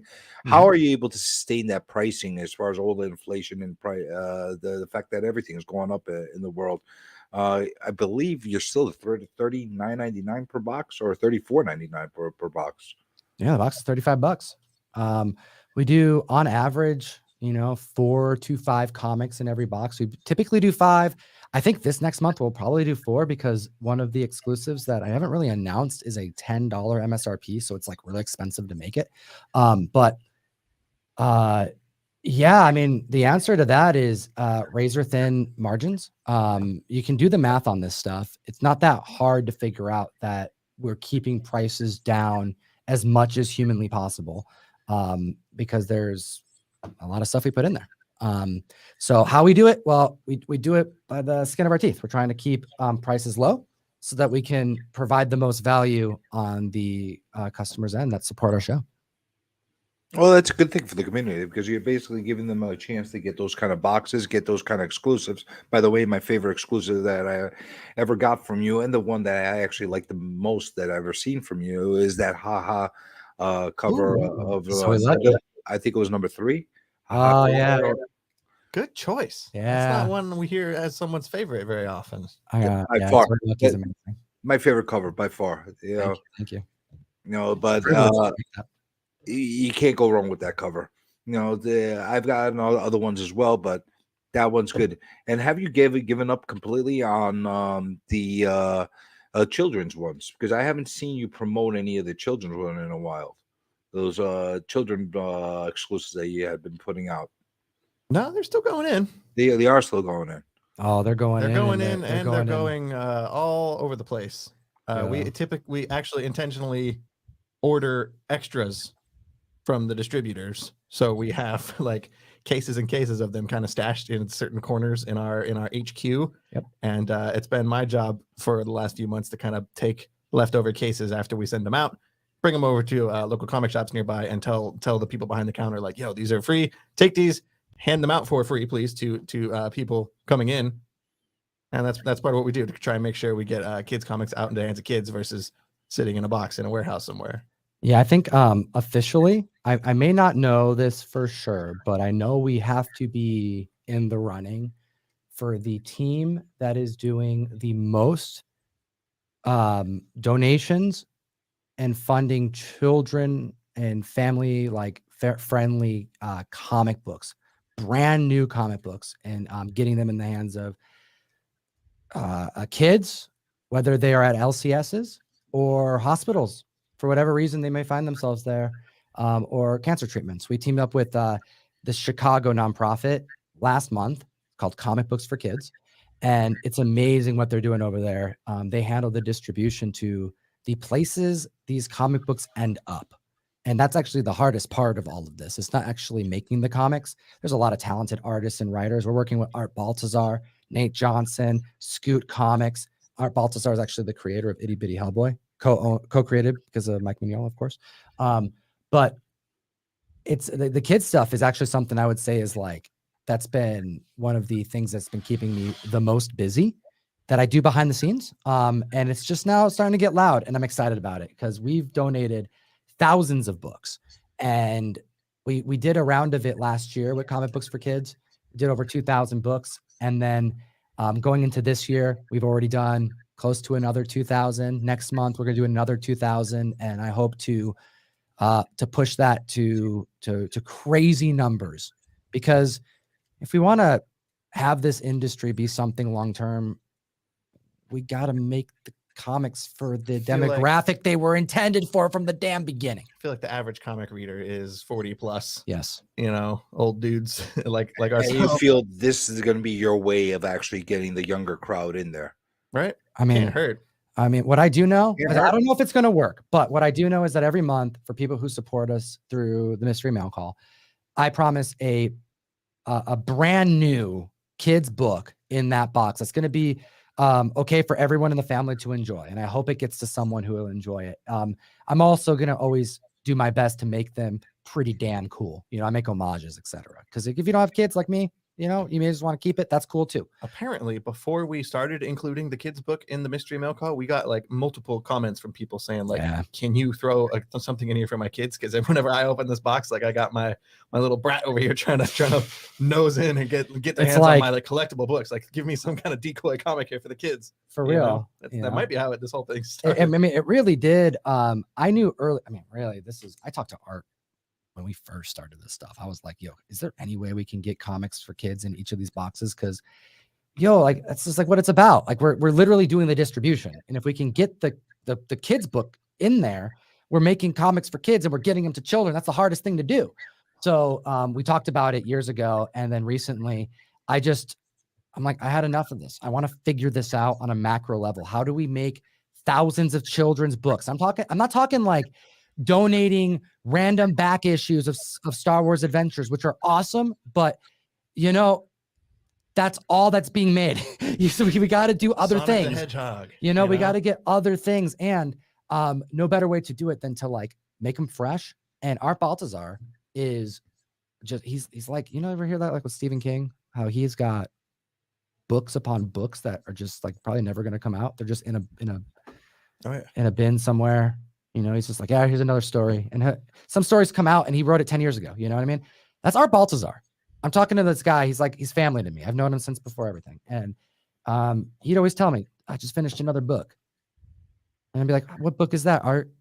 It's number 30. Number 30, it just sits in a freaking PDF folder. Art, done. Words, done. Color, done. It just needs publishing. It needs distribution. And I'm like, you know what? There's kids who that could use the comics. You have the comics. Why can't we just make it happen? And that's when I realized, if we don't team up with a nonprofit to get those comics to where they got to go, it just doesn't. And you So could say like, yeah, let's release it digital or whatever. Like that's one way Nah. to bypass the printing, production, physical process. But if you hand a kid a tablet and say like, read this comic, they're going to be like, oh, I want to play Fortnite or whatever the hell they do. So by teaming up with, So you have like it's- real beliefs that paper comics still have some life in them. of course. Even I do, and I'm known to be a digital kid. Oh, but it forces. It's when I grew up. When I was younger, I struggled with reading so bad, and it really wasn't a good experience. I actually was so frustrated with the process. I don't know. Maybe I have like a little bit of like ADHD or like maybe or something. You know, like back in the day. That would actually explain a lot. It probably would. Like I would. You know, I could read nonfiction just fine. Boring. Okay. Wow. That I could read it. Like, yo, I got straight A's in school. I could read a textbook and retain it. Nerd. But it's when it's like you're reading a page and you got to like check out and create the voices in your head and do all that. You lose my interest. So what my dad would do is he would like give me comics and he would make me read the comics with them. And it was like at first it was kind of a chore, but then I realized it's either that or chapter books. as a kid, I don't want to read chapter book, Dad. It's like, so I grew up reading, Vertigo with my dad, Constantine. Parent of the year. Dad, is Constantine gonna be okay? He's got cancer.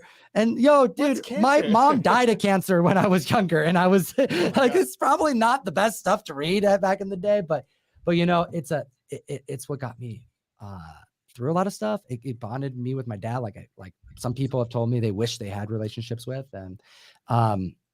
and also like I know the power of being able to just go, you know what? Put your phone down. You need to read this. It's Witches by Scott Snyder. I have multiple copies on my shelf because I like to give this to somebody and say, just sit down, enjoy this. And you know what? They don't give them Jock back. art gets them to keep it on their shelf, and they end up giving it back a long time.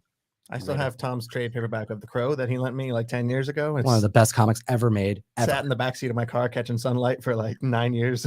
And then it's okay. It's sitting on my bookshelf. And it doesn't bother me because I know there's going to be a day where you're going to go, damn, Tom, never been opened. Thank you. Or you're going to go, damn, Tom, that sucked.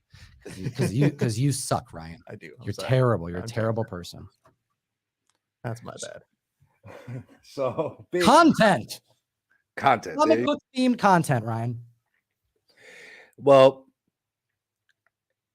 I think we could keep going on forever with this stream. We're talking for an hour and 41 minutes. We got 5 more hours. If you like, we could keep this going on for 24 hours straight. I know that I'm a marathon guy, and you got the bombastic energy to be able to keep going on and on and on. But I know that you have valuable time, and you got Whatnot Wednesday tomorrow, so courteous, which is a really, really big deal. But I'm going to give you an opportunity to maybe talk about anything else in the future that maybe we didn't touch on. There's a lot of great comic book themed content out there, and it goes really far. Participating, joining in the comment section, liking, sharing. There's so many brand new channels that I'm starting to enjoy as well. So I just want to keep encouraging everybody. If you want to just collect comics, if you want to just read comics, you just want to comment every now and then, that's freaking dope. But if you ever like get the bug and want to just take your phone out and show people the long box that you're going through, you never know people want to watch. People want to watch, and you know what? You're gonna meet some cool people. You never know. Like this community is so small, and it's so cool how quickly people can connect. I was just chatting on a stream with Phil, One True Nerd King, and he's telling me about how him and Nate Johnson went and grabbed beers because they lived near each other after Nate moved. And I'm like, Nate Johnson? I've never talked to Phil outside of this interview he's doing with us, and Nate's like my web designer. I'm like, dude, you're just hanging out with Nate? Like, I talk to Nate every day.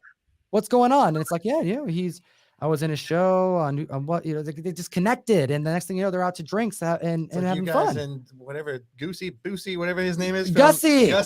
Come on. Yeah, it's a small world. But it's a small world. And like, I just encourage peeps, participate if you're into it. And you know what? If that's too much, no worries. Like, conventions are coming. And I always like to remind everybody when they go to conventions, like, go chill in like the dealer area.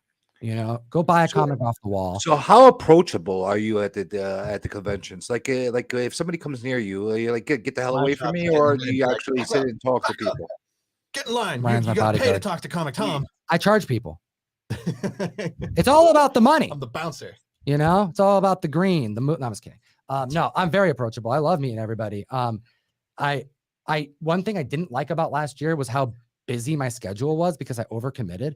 But here's the thing, when you get hit up by Jay Lee, you go and chill with Jay Lee and film some of his damn artwork that he's doing, like you go do stuff.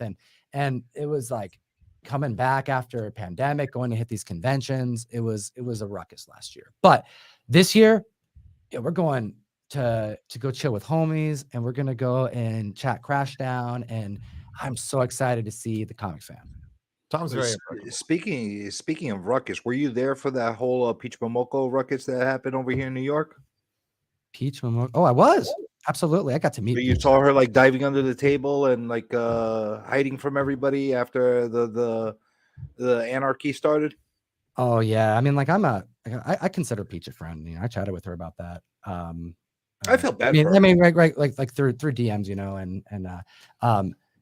it was she's a rock star, you know, and it was very unfortunate to see that happened. Well, she blew up like during but pandemic, yo, right? like during lockdowns, not going to cons, and all of a sudden her first con after all of the lockdowns was like yeah, crazy celebrity status. I was like, you know, like there's a part of me that was like super frustrated because I look at Peach, I'm like, yo, people being disrespectful to Peach, like, yo, that angers me. Like that actually frustrated me. I don't get frustrated very easily, but like that was frustrating me. But you know what? I was at that convention, and I know more about like the ins and outs and how that kind of stuff worked. And it wasn't it wasn't what was being publicized a lot. And I got a chance to meet Peach on Sunday when she wasn't talking to anybody. She was just chilling with her headphones on, painting, and she had a crowd around her, probably an 8-foot circle to give her space. And everyone was quiet. They were respectful, and they were in awe because it was damn cool to watch the artist, the master at work. And then I also got to like, hey, I wasn't trying to get a spotlight or anything, but like, you know, saw me, and I got to meet her in person. And I don't know, for those of you who don't know, we got I covered Peach Momoko's You said it was whole the year of career. the peach, whatever it I was. started all 2020? that. I was calling. I'm like, yo, this Yeah. is something. I remember right rolling here. my eyes, going like, "Dude, shut up." I'm like, you Like, don't see what's happening, calm yo. down. This right here, this is gonna be one of the biggest artists of our generation, and I freaking called it. And she recognized that I did that too. When we got at the shop, we got robbed. Some people broke open the window of the shop, the door window. We happened to have people working at the time, so they got chased out. But the thing is like that's dangerous, and it was no good, and it rattled a lot of cages with our team. Like it's just when safety is an issue and all that. Like it's not. It's such a what's the word? It's like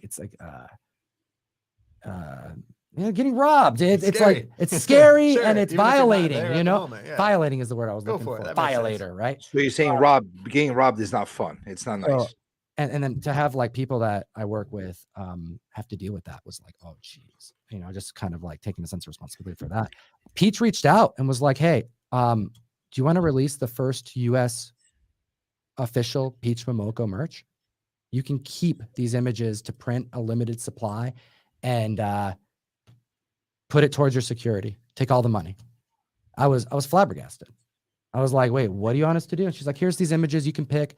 And I'm like, I can make Peach Momoko shirts and merch. And she's like, yeah, do it. Raise some money. Thank you for everything. So like we did that. We raised like a few $1,000s, and we released the first Peach Momoko merch. And it was because they watched the channel, they saw what happened, and they're like, you know, let's do something. So I just think it's really cool to have that type of connection with the industry.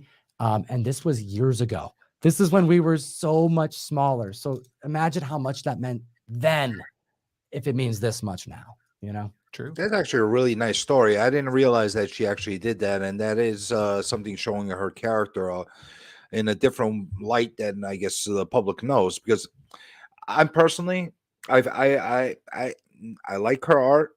I just feel like she got overexposed for a couple of years. Like too much of a good thing. Sometimes it is too much of a good thing. But I like the personal stories that you're putting to her, and it gives me a little bit of a different outlook as far as her approach. You know, and I did feel bad for her at NYCC. I was there, even though you were dodging me and running away from me every time I would come into the same venue. But you know, that's a different story altogether. Well, I hadn't seen your face until this interview, so I Recognize the hands. I though. recognize the hands. That's Especially him. what I was about to Get out of say. the way. You saw the shadow coming towards you, so that basically you're like, all right, we know Journey's in the area, so you ran for the high hills. But you mind taking a couple questions from the chat? Sure, let's do it. All right, so let's see what. Any question? Don't answer no questions, and I won't tell you no lies. Hey Lord, don't ask me questions. Hey Lord, don't ask me questions, please.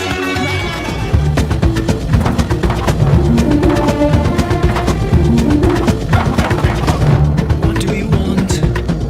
What do you want from us? To ask you this much is just a matter of trust, not an affront. What do you want? All right, that's my copyright strike for the night. So here's your chance. Here's your chance. I've been ignoring you all night. Here's your chance to ask some questions to Fire Guy Ryan and then Comic Tom 101. It's gonna have to be just me for the moment. Tom had to run off to go pee pee real quick. It's a Well, long interview. Well, it was a long interview, but you know that's what Just got a that's tiny what little happens bit when you of got a bunch of blabbermouths that are on the same panel. Right. I went right before like a genius. So I'm good. All right. So, how do you deal with the shade being thrown by other comic book content creators? Good Hey, question. that is a great question, actually. Good timing, Tom. You want to put that back up real quick for him? Yeah, I'm gonna put that up. That actually is a great question. Let me. Is that a let good me- question? It's the best question I've ever seen, and you missed it. I Put it think back so. up. I had to wash my hands. Well, thank you. Tom and Fire Guy, how do you deal with shade being thrown by other comic book content creators? Ooh, shade. Is that a question for me? Yeah, well, I mean, I don't get a lot of shade as far as I don't know. Is Everyone there- loves me. Is there a lot of shade? Biggie Shack likes to give me crap for being a digital comic book reader. I think that's in good fun. What's wrong with digital? Nothing. digital. I don't think, but It's you know, nice. You can turn up that's the the brightness. shadiest thing I could think of that How do you deal someone's with throwing at shade? me, Yo, calling out Biggie Shack. I mean, the main thing is that I just don't deal with it after this long. People come and go that have something to say, and unfortunately, if there's someone who's got a gripe with me, it's cool. There's a lot of content peeps can watch. But the main thing is that I have to take the whatever spotlight that I have carved myself into, if that's the right way to Makes say some that. kind of sense. It's almost there. It's been a long long interview, day. yo. Long day. We've been writing. Yeah, we filmed And today we too. filmed a video today. But the main thing is like there's just not enough time. I'm doing too much stuff to let stuff really slow me down, and I just don't really know that it's happening. so I you basically kinda have have to it. thick skin. I mean, yeah, I definitely. I mean, I don't care. I don't care. The main thing is I don't care. The you know, when you have a community of people that we serve that's as large as what we have been for as long as we have been, proofs in the pudding, you know. It is what it is. If there was shade being thrown, that's because someone thinks there is deserved to be shade thrown. And if that's the case, you know, I appreciate the time being spent, but the bottom line is like the comic collecting community are filled with a It's a lot big of community. individuals who are it's not just a big community. It's filled with people who know their stuff.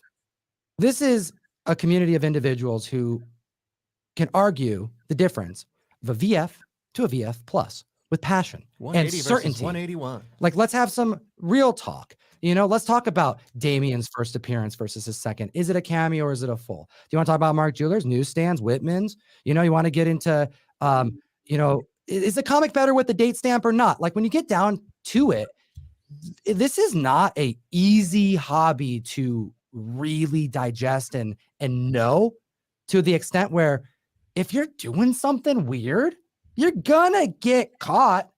It ain't good because collectors are smart, you know? So when it really comes down to it, I just think that that my like level of respect for the community and me believing that they're smart enough to make good decisions themselves. Because you know what? If you're going to spend $500 on a 9.8, I think that's a person who has spent a little bit more time on that decision than just a random person buying a comic. You know what I'm saying? Am I making sense? Sort of. Help me out here, Ryan. I think so. Make it make sense.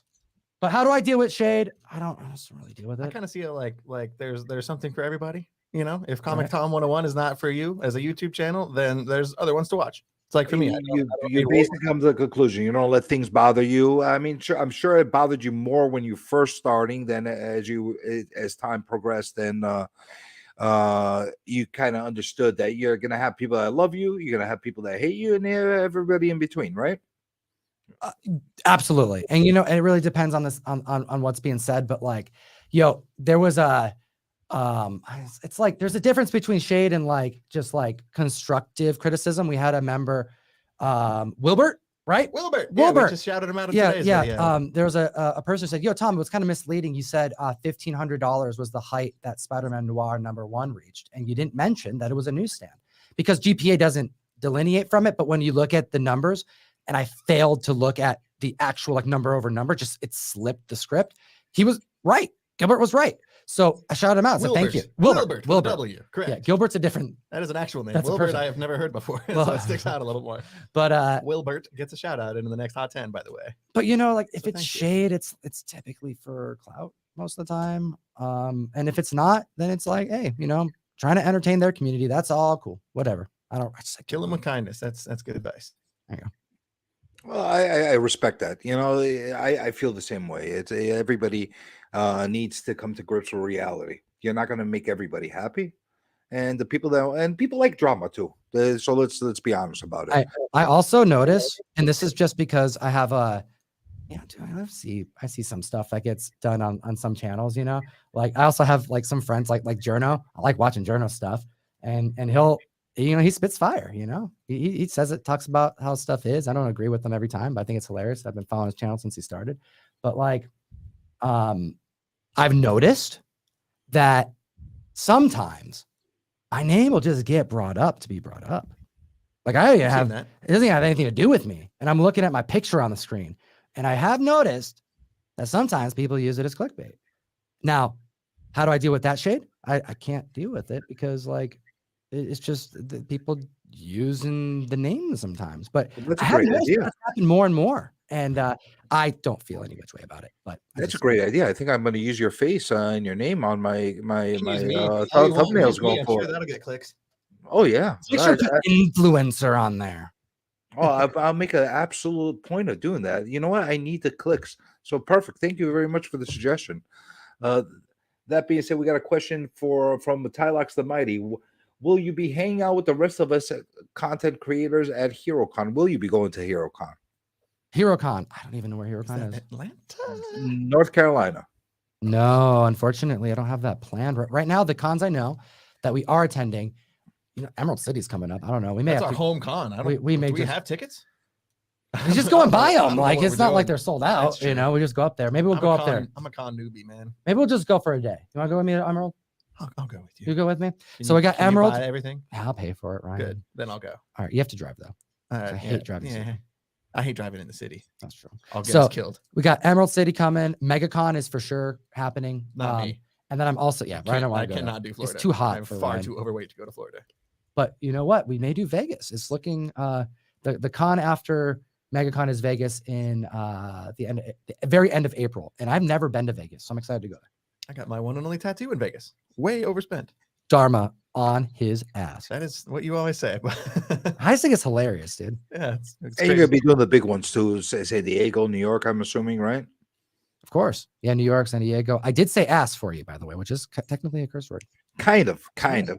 We got you a little bit of raunchy. It's in the Little bit. Bible, so I don't think it counts. Shit ass. Oh, There we go. Shit ass. Okay, now we're good. Now we're talking. All right, now I just was thinking, like, I gotta put something right next to ass. Very I lame, thought of but shit. I'll accept it. There we now, go. now we're getting Tom a little vile. That's Mhm. perfect. Perfect. Let's save that moment. That way I could play it over and over again. All right. Will Comic Tom mystery box ever be available internationally by Dr. Van Hoot, who has one of the best names in the community, by the way? Well, we do offer this. This is the last chance box, and we sell this international. It's the same. It's the same. It's part of the same collection of books. It's all randomized. It's the mystery mail call, but it's if you buy it off of Whatnot, we can ship it via international because Whatnot's connection with USPS is a lot better than what we could do on our own. We were unable to provide international service for a long time until Whatnot, and now we have it. And we look to also increase this internationally soon by some other moves we're making. So the answer is yes, and more coming soon. But for now, yeah, you can go to Whatnot and pick up a box via. It's a very specific time frame. but it's of a the month. one-time purchase, though.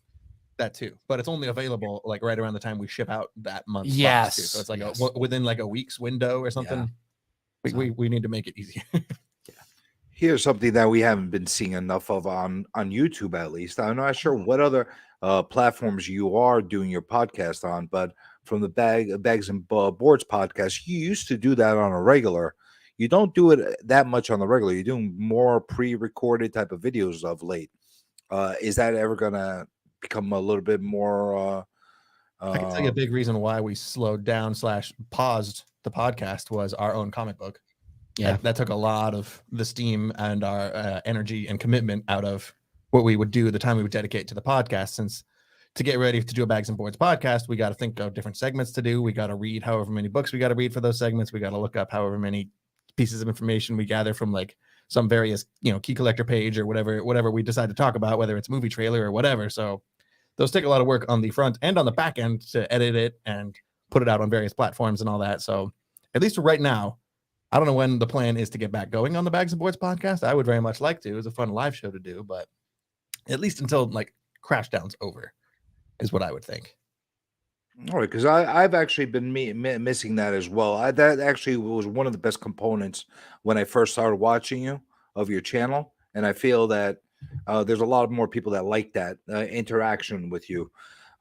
Just the same way we're having interaction with everybody on the live chat right now. I think that's a big thing of pulling you closer to the community, and that's actually one of the biggest reasons why I started this influencer interview series, bringing larger channels and smaller channels together, and kind of like introducing like some of the names that you're seeing here. I'm sure you're going to run into in your chats and in the conventions. It's nice to be able to connect with everybody in one way or another. And I feel that there hasn't been enough of that going forward. So your Bags and Boards podcast, I think, brought more and more people closer to you as far as through that chat. I'm sure it brought you a lot of trolls as well. So that's always fun. By the way, thank you very much for all the porn bots and everybody that wants to sell me adult items on every time I comment on your chat, and everybody Coming out hard lately. What can I say, yo? Bots in the comment section. What can I say? They want some. Are they targeting my comments for some reason? Every time, and I'm part of the channel. Whenever Ryan's on the mic, That's probably what it is. there It is brings just a out- swarm of individuals who they love hearing them talk about comics. It's just what it is. I don't hear me say anything. I could go on the mic and just go. It's like and they're like, it's just the beard, They're like, the beard. ooh, talk about in the hands. the boys. Talk about Homelander again, Ryan. Oh, Ooh, nah, you're so nah. bad, Ryan. I'm good. You're the fire guy. Fire guy. Ryan started the fire! Thank you. I haven't heard that one in I way got too you. long. It's for you, Ryan. I did that one for you. Ooh, Now we got now I'm going to get copyright infringement because your Ryan got the fire thing, and thank you. But here's a great question: who are some of the content creators that you enjoy watching? I've been binging the hell. I'm making a personal effort to go Other than back- my stuff. Other than you, of course. Mhm. Whenever I have a spare 7 hours to kill, I've been going back through the entire backlog of Comic Tropes. I love that guy. Make trips. Correct. Yeah, he's got a lot of information. Oh, hey there. I was just correct. drying my You're man great. off. like Yeah, whatever, he's you got know. a great channel. He's got a cool sense of humor, and he's local, so it's a little fun too Yeah. to see another Washingtonian on YouTube. But He's great. that's kind of where my comic book YouTube focus has been lately. Yeah. I'm sure Tom's got some other answers. Video content creators. Me, I'm sure you watch my videos. I love watching Very Gary. He's one of my favorite comic book channels. I like watching him get collections because he's on the damn East Coast and it's not fair. all the He always gets the collections over there. good comics over there. I'm like, damn, look at those books. It's like watching Very Gary. Of course, I'm a big fan of Jim Mint, Variant Comics, Comics Explained. I mentioned a lot of them. There's some other channels that are just like off the cuff. Ooh. There was, I'm forgetting their name. The couple that do they do whatnot stuff, but they also go and do vlogs as well. The couple? It's a couple. Yeah, it's a wife and his guy and his wife, and she has orange hair. She has orange. Nope. I'm forgetting I that. don't watch enough. That's enough bad. I whatnot. should remember. At least you know who they are. Yeah, it's terrible. At least you remember the Shut up. names. I'll remember it for the next interview. Someone's gonna know. What else though? What else have I been watching? I've been watching a lot of. Whenever I'm trying to enjoy YouTube, I'm trying not to watch a lot of comic book content. To be honest. I can see that. Yeah, I'm sort of there too. I try to focus in on when we're trying to write something for the show. That's when I'm getting my comic book fix. Other than that, I'm watching like music stuff. I like watching a lot of live music. I'll go down like a random rabbit hole, you know. I watch a lot of video essays about like movies, Easter egg type stuff, thinking about like the craft of writing and stuff like that behind the scenes. I enjoy that on YouTube. Yeah, that's been very helpful since I've been doing a lot of too. Man, I'm super boring. What? I just want to revisit something really quickly, because based on that comment thing I told you, because it's something that you actually brought up in your streams and on your post, as far as all the scam artists out there that are asking for Telegram money and that kind of stuff. I just want to make a point of people understanding that's not you that's actually asking people for money. Oh my gosh. No No, it's not me. That's actually been quite a freaking problem. Like we had to like totally redo everything. How we do giveaways because of that. There was a it's a thing to go after the comment section of just like channels in the comics and collector space, because there's a lot of giveaways that typically happen in our community, and now we're not seeing that happen as much anymore on YouTube because there is this aspect of trust that the people who are commenting is the person that's enriched that from the channel. And when you can just get a profile, change the picture, and make the name kind of sound like it, well then boom, you just scam someone out of their money. So we had to just go all out and say we do not communicate via our YouTube comment section. We'll never ask you for any type of information. We put on the very top of the website, all communication happens via our website now in the communications tab, content, the contact tab, so we can vet and know who we're talking to, because it's become a problem. And it's not just our channel. We were hit early, but then Gem Mint got hit, Gary got hit, and then Variant and Comic Tropes. Like there was right, Comic Tropes even got hit. I wouldn't be surprised. I saw him post about it. So just be mindful. Yeah, they're basically predators looking to really scam people, and it's good that you're bringing that to attention, because I'm sure you've been harassed about it multiple times. I actually sent you multiple DMs as far as a couple that came to myself as well. I like the porn bots. I don't like the ones that they try to scan you though. Well, that's just a couple. Comics Den. That's the name. Comics Den. That's the channel I've been enjoying. Couple? Yeah, they came to you. Yeah, they do a bunch of vlogs about just like the grind. They're going to a comic show. They did a setup vlog the other day. It's really cool seeing just like the process, We'll just ask just a couple more questions, and I guess you'll run away from me after that. But I will ask you one question I ask all of my guests. Okay. Because there's a dying desire for a lot of our community members to know: is Comic Tom available? Am I available? For dating? For Is Fire Guy Ryan available? You're gonna love this answer. Is Fire Guy Ryan? Yeah, check this out. You go first. I'm gonna answer this, and Ryan can verify. Right? Sure. I want to know your answer first, though. I don't trust you. Oh, this is good. You're this going is juicy first. content, You're going first. No, Ryan, you go first. I've got so many romantic partners, I can't even keep them straight. I got like 3 people blowing up my phone right now, being like, "Where are you? What the hell are you doing, man? You said 7 o'clock." That's what they call you. They say, "Man." Oh yeah. Yo, man. Yo, man. We don't have like a name basis, It's more like just grunts and animal noises. We don't have time to speak. Animal noises. We noises. just get down to it. Yeah, Like donkey sounds. Usually. So you're a promiscuous, non-monogamous Fire Guy. You're playing the field, huh? All the time. Damn right. So Men, women, old, young, who cares? But age appropriate. Oh yeah. There's no upper limit though. Give me them Exactly. grandmas. It's Ryan, dude. It's Fire Guy. And what about you, Tom? turn. Are you available for all the people lusting for Comic Tom? Are you available to the public? I am available. Oh, look at that. How about that? Scandalous. Because I am. Right. But also, I don't date industry. I don't date industry. Yeah, like Other comic people. just anybody in comics. Oh. Yeah, this is like work with so So many I'll like just tell- businesses and I'm gonna tell stuff. Ben Templesmith that like he should just stop trying to. I know he keeps making moves. He keeps trying to set it up. Sends that text at night. Right. What do you think about this every day. tentacle? Right. All the And then tentacles. I'm like, Ryan, he's just texting you tentacle pictures. It's not weird. He's after you, or is he after me? Or is he trying to set up a He's upset. 3-person situation? He's obsessed with you, Ryan. That's it. You gotta stay out of the industry. That's what Tom says. Starts making donkey noises over here. What the heck's wrong with you? That gets me going, man. I can't help it. Ryan, you're disgusting. That's Well, why I this, wanna well, get this in is one touch. thing we know what's happening right now is that Ryan is a very gross individual. That's It correct. needs to be stopped. Hope that answers your question.